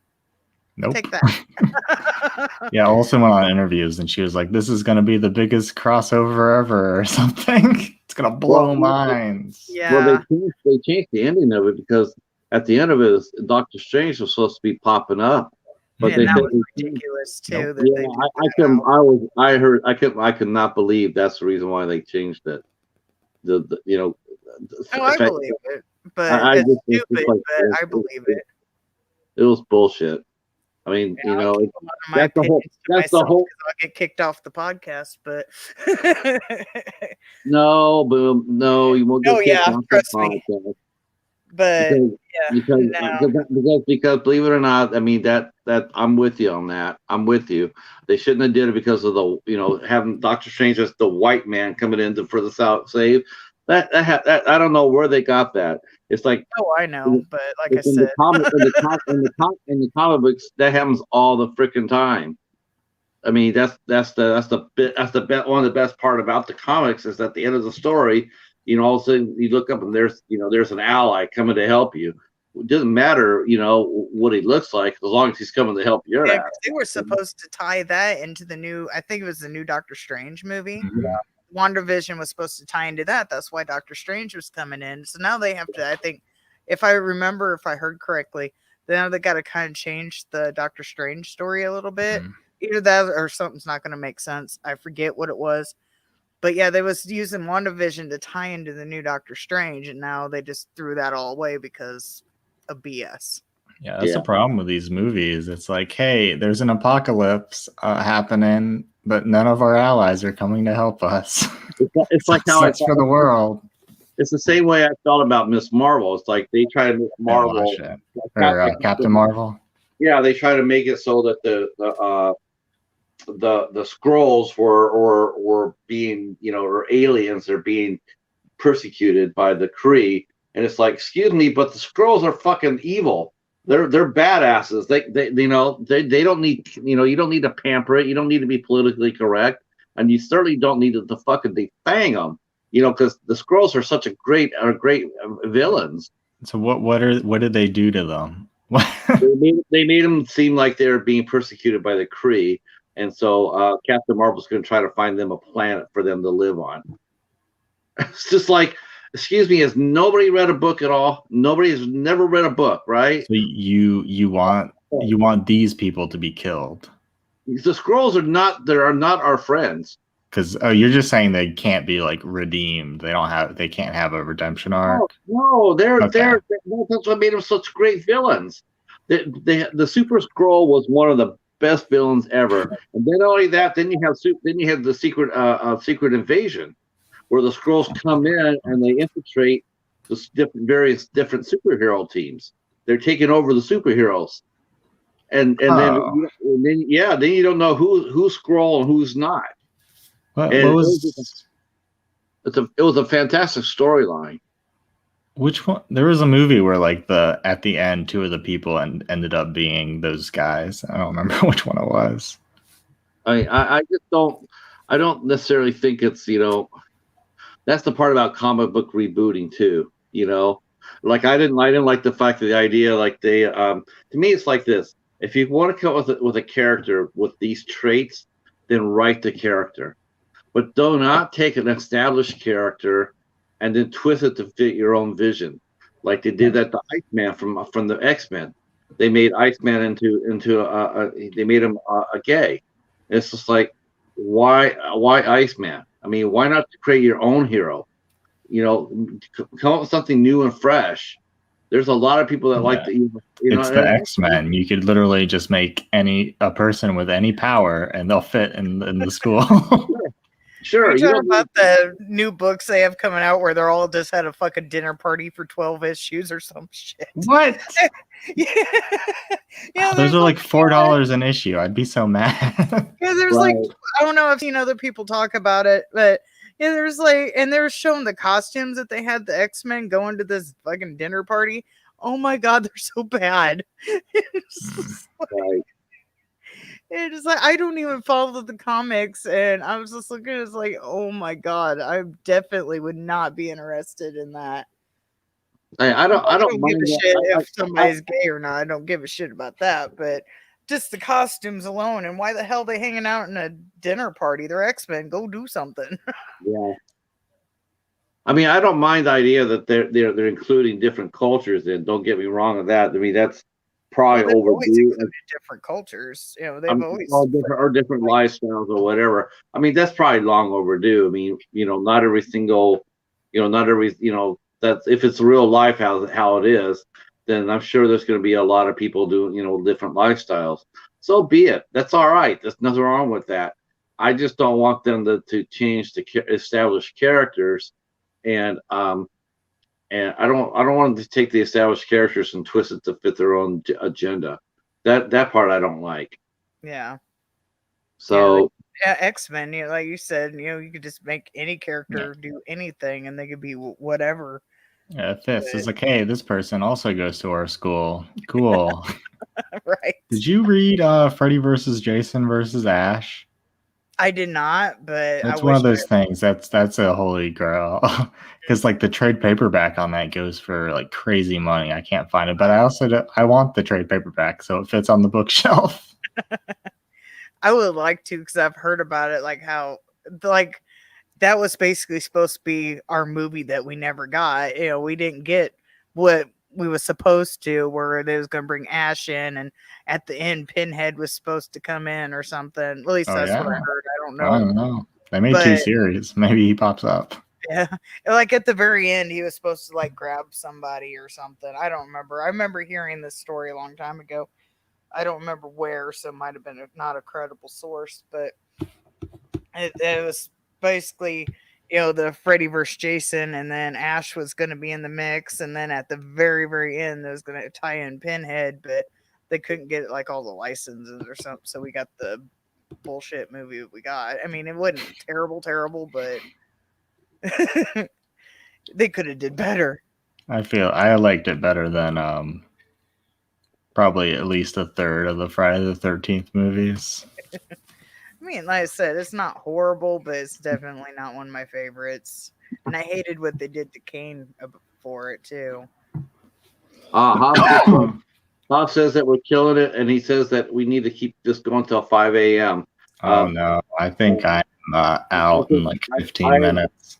Honestly, let's go 15 more, but because I'm wiped out. Yeah, what's your thoughts on Freddy versus Jason, Patrick? You think the movie's too blue? I liked it. I thought they did it fine. I think in an ultimate fight, though, I do think. I mean, they're both supernatural. That's the problem. They're both supernatural entities at that point.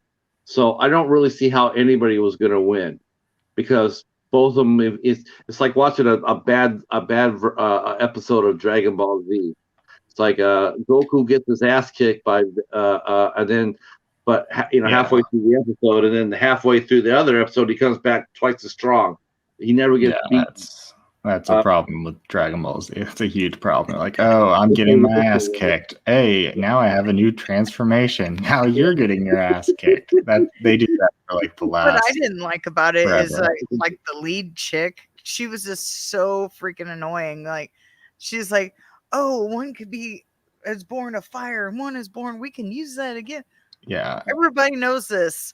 Yeah, and I hated that. Like all the water shots, it was just like a blue filter. And then in the boiler room, it was a red filter. So like we really got the whole fire and water thing shoved in our face. The fight scenes wasn't that bad. That was probably about the only redeeming thing of the movie, but the rest of the movie was just like, oh my God, like we don't need the actors, just go away. Yeah, I back Jason. Well, you needed to have a few people to bring back Freddy, but still. Yeah, I thought have them battle. We don't need the actors.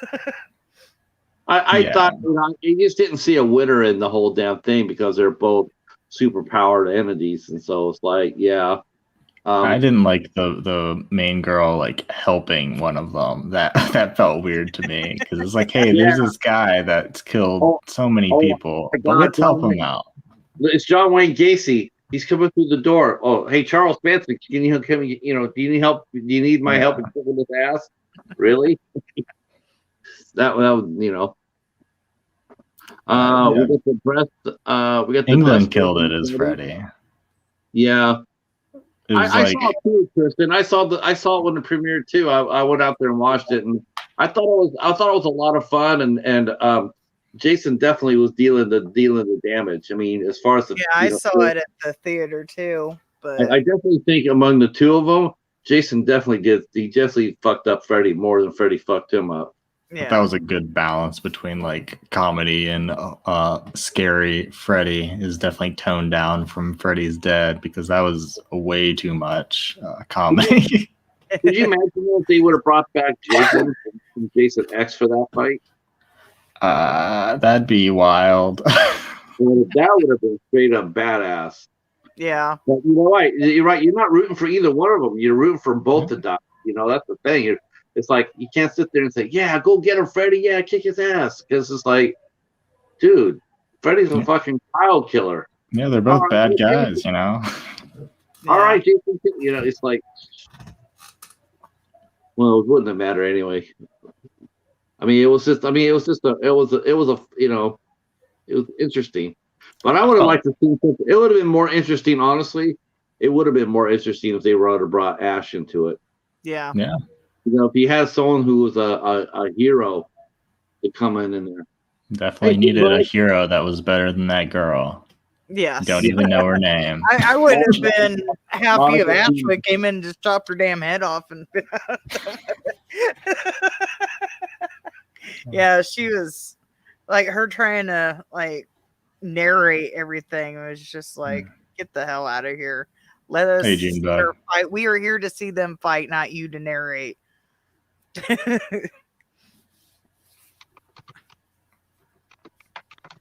I've seen a lot of first timers in the chat tonight, and I thank you so much for guys for staying. I mean, this is amazing. Thank you, Tristan. I mean, especially Tristan. Man, Tristan's been here for quite a while now. This is awesome. And of course, Joe, and Andy. I mean, we got 7. Since we still got 7 people watching. That's amazing. Thank you guys so much. This is in case you missed it. This is my first time doing a live stream, so that's the reason why we're here. Hobbs' dog got hurt, so Hobbs could not host the show. So we had to move it here at the last minute, and this is my baptism of fire. Yeah, I don't get how that movie killed both franchises when it came after much worse movies. Yeah. Which one did? What was the one before? What was the one before Friday the 13th? Before Jason versus Freddy? I think it was Jason X. Yeah, it was 10. Well, blasphemy for you to saying that it was a bad movie then, because Jason X absolutely rocks. I mean, it's better than Leprechaun and Hellraiser in space, but I wouldn't say it's a good movie. I really just like the first stuff. I kind of 4 like or 5 Friday the 13th movies up until where Feldman like cuts off his head or something. I absolutely love Jason X. That was like the perfect movie because that movie it truly. I mean, that's like a bad shark movie without the sharks in it. Especially when they fly through the space center. Oh my God! It's like, did they spend $10 on that set or what? Because that's exactly. I what like where they have him in that room and they're having like the campers around there, and he the simulation room. I punched my microphone. Little campers that love premarital sex, sleeping bags and beating up against the tree. But yeah, I had my son. I was introducing him to some Jason movies, and I laid them all out. I was like, "You pick," and he liked the cover to 10, so he picked 10. And that was his one, and he really liked it. He enjoyed it. 8's my personal favorite because that's where I got introduced to Jason. Is that Manhattan?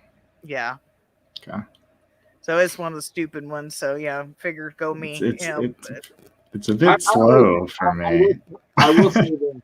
I will say this. I think Jason Takes Manhattan definitely had one of the. I mean, it had one of the worst. It had one of the worst death scenes, only because of the fact of the guy's courage. The guy, the boxer, the kid who was on the rooftop. You know what? If you're gonna let one guy go, right? If you're gonna let one guy survive Jason, that should have been that guy. That guy took Jason all the way up to that roof, and Jason should have said, "You know what? Fuck this. You know what? You earned your life. You know, I'm gonna walk away from this. You earned it.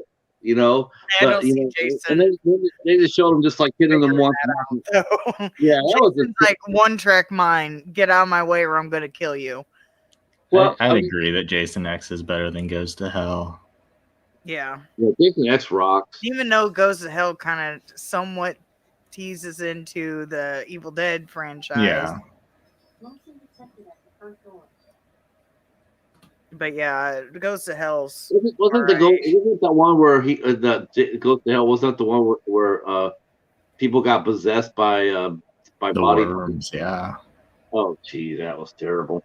Was that Goes to Hell or was that the one before it? No, it wasn't. I think that was Goes to Hell where he's like the worm thing. Yeah.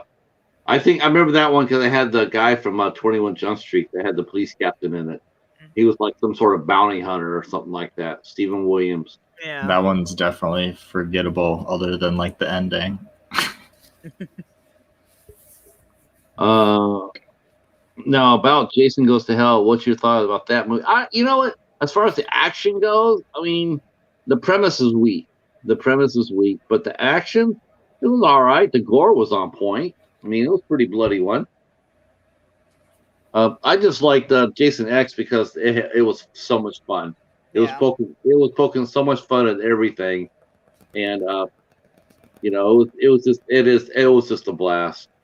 Yeah, my favorite scene is, like I said, where he's in there and they're like trying to distract him with that the hologram. I couldn't think of the word. Hologram room, and he's fighting the campers and grabbing the sleeping bags and beating both the sleeping bags up against the tree. Call back to 7, but that's probably like my favorite scene. I thought my favorite scene in Jason X was when he was fighting the one sergeant and they're battling hard, and then Jason stabs him and he goes, yeah, you're gonna do much better than that. And then so Jason stabs him again and he goes, yeah, that about do it. Then he dies. It was so fucked up. Or when he chops off the guy's arm and he's like, oh, we got to reset. And then Jason's like, what? Because he's still in the hologram room. or oh, okay, guys, it's just he just wants his machete. That's all he wants. He'll be all right. Just so you know. It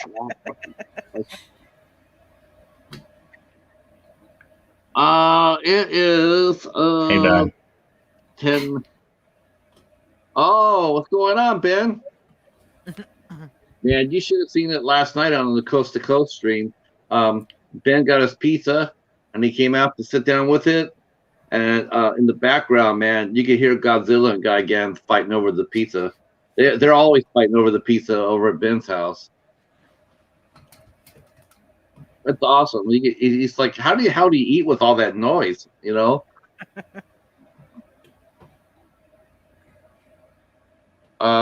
We're over here tonight, Ben, because Hobbs's dog got hurt, got bit by a horsefly, so he's taking care of it. And I came over here. We started the live stream here tonight.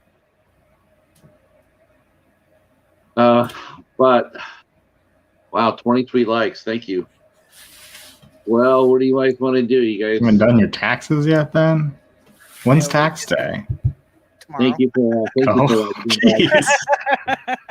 I know we did ours today. At least I hope we got ours done today. No, I gotta do my taxes tomorrow too. I just got the paperwork for it and shit. So. Oh my gosh, guys! I know. That's how it works. Jason X said for the 3, was it 3 years? Yeah. No, not really. But I still had the 2 of the hottest babes though in the franchise.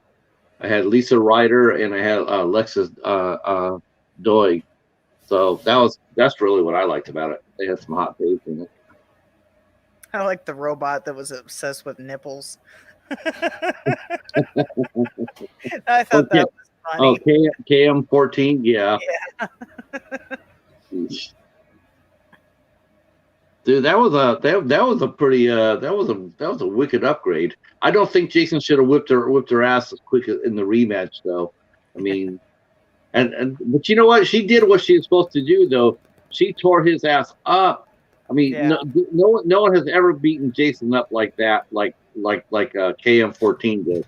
I mean, really, he almost wanted to go up there and just, he almost felt sorry for his ass. I mean, she was just ventilating him. Yeah. Well, it's 12:15 and my eyes are about glued shut. So I say we're gonna have to wrap this up. Get ready for next week.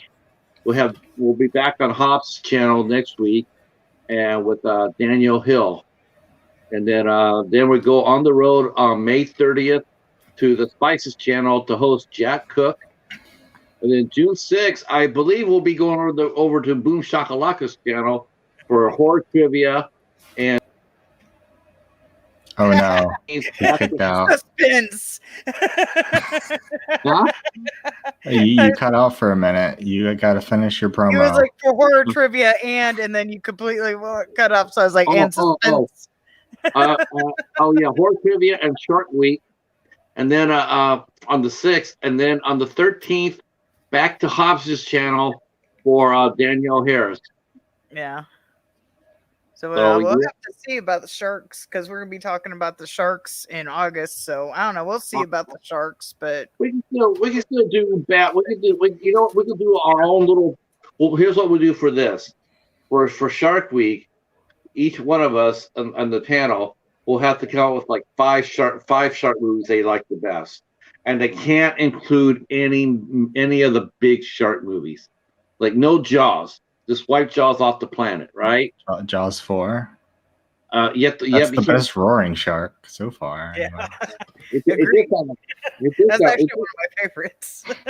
Wow, Do you like the impaling or the sinking shark or the exploding shark? Oh, they're both pretty great. Yeah, that's how I feel. I like both of them. But we have to name 5 shark movies that we think that nobody else has heard of. So you have to go deep with this. You have to think of, well, you know, like you can't do the Meg. Everybody knows about the Meg. Joe's seen everything. I don't think Joe's seen everything. Have you guys seen Hammerhead? See, there you go, like that. Like this scientist turns himself into like a bipedal hammerhead shark. I think it's also called man shark or something stupid. I think It's a bad movie. What about Man from Atlantis? Didn't he turn into a shark or something like that? Who? Man from Atlantis. I don't know what that is. Yeah, I don't know. Well, there you go. See, well, that could be Shark Week.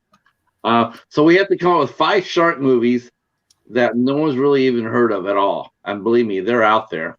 Trust me. Yeah. Have you seen the movie Ape? No.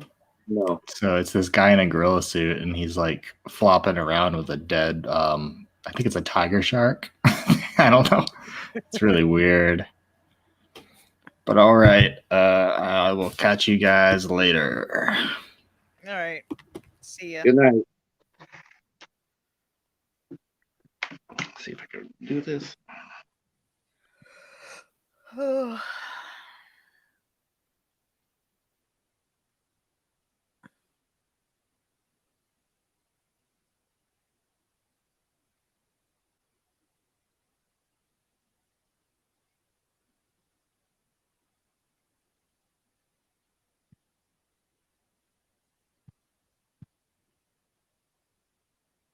Can you find the kill switch? I'm trying to. I'm trying to. It's N and over it says hide current comment, so I'm trying to do that. I don't want to lose the stream. That's what I'm trying to be careful of.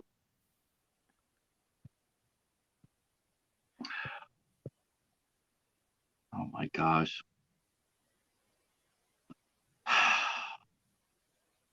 Well, it's already uploaded, right? Boom. I mean, if I could, I can. Okay. If you end it, it'll stay up.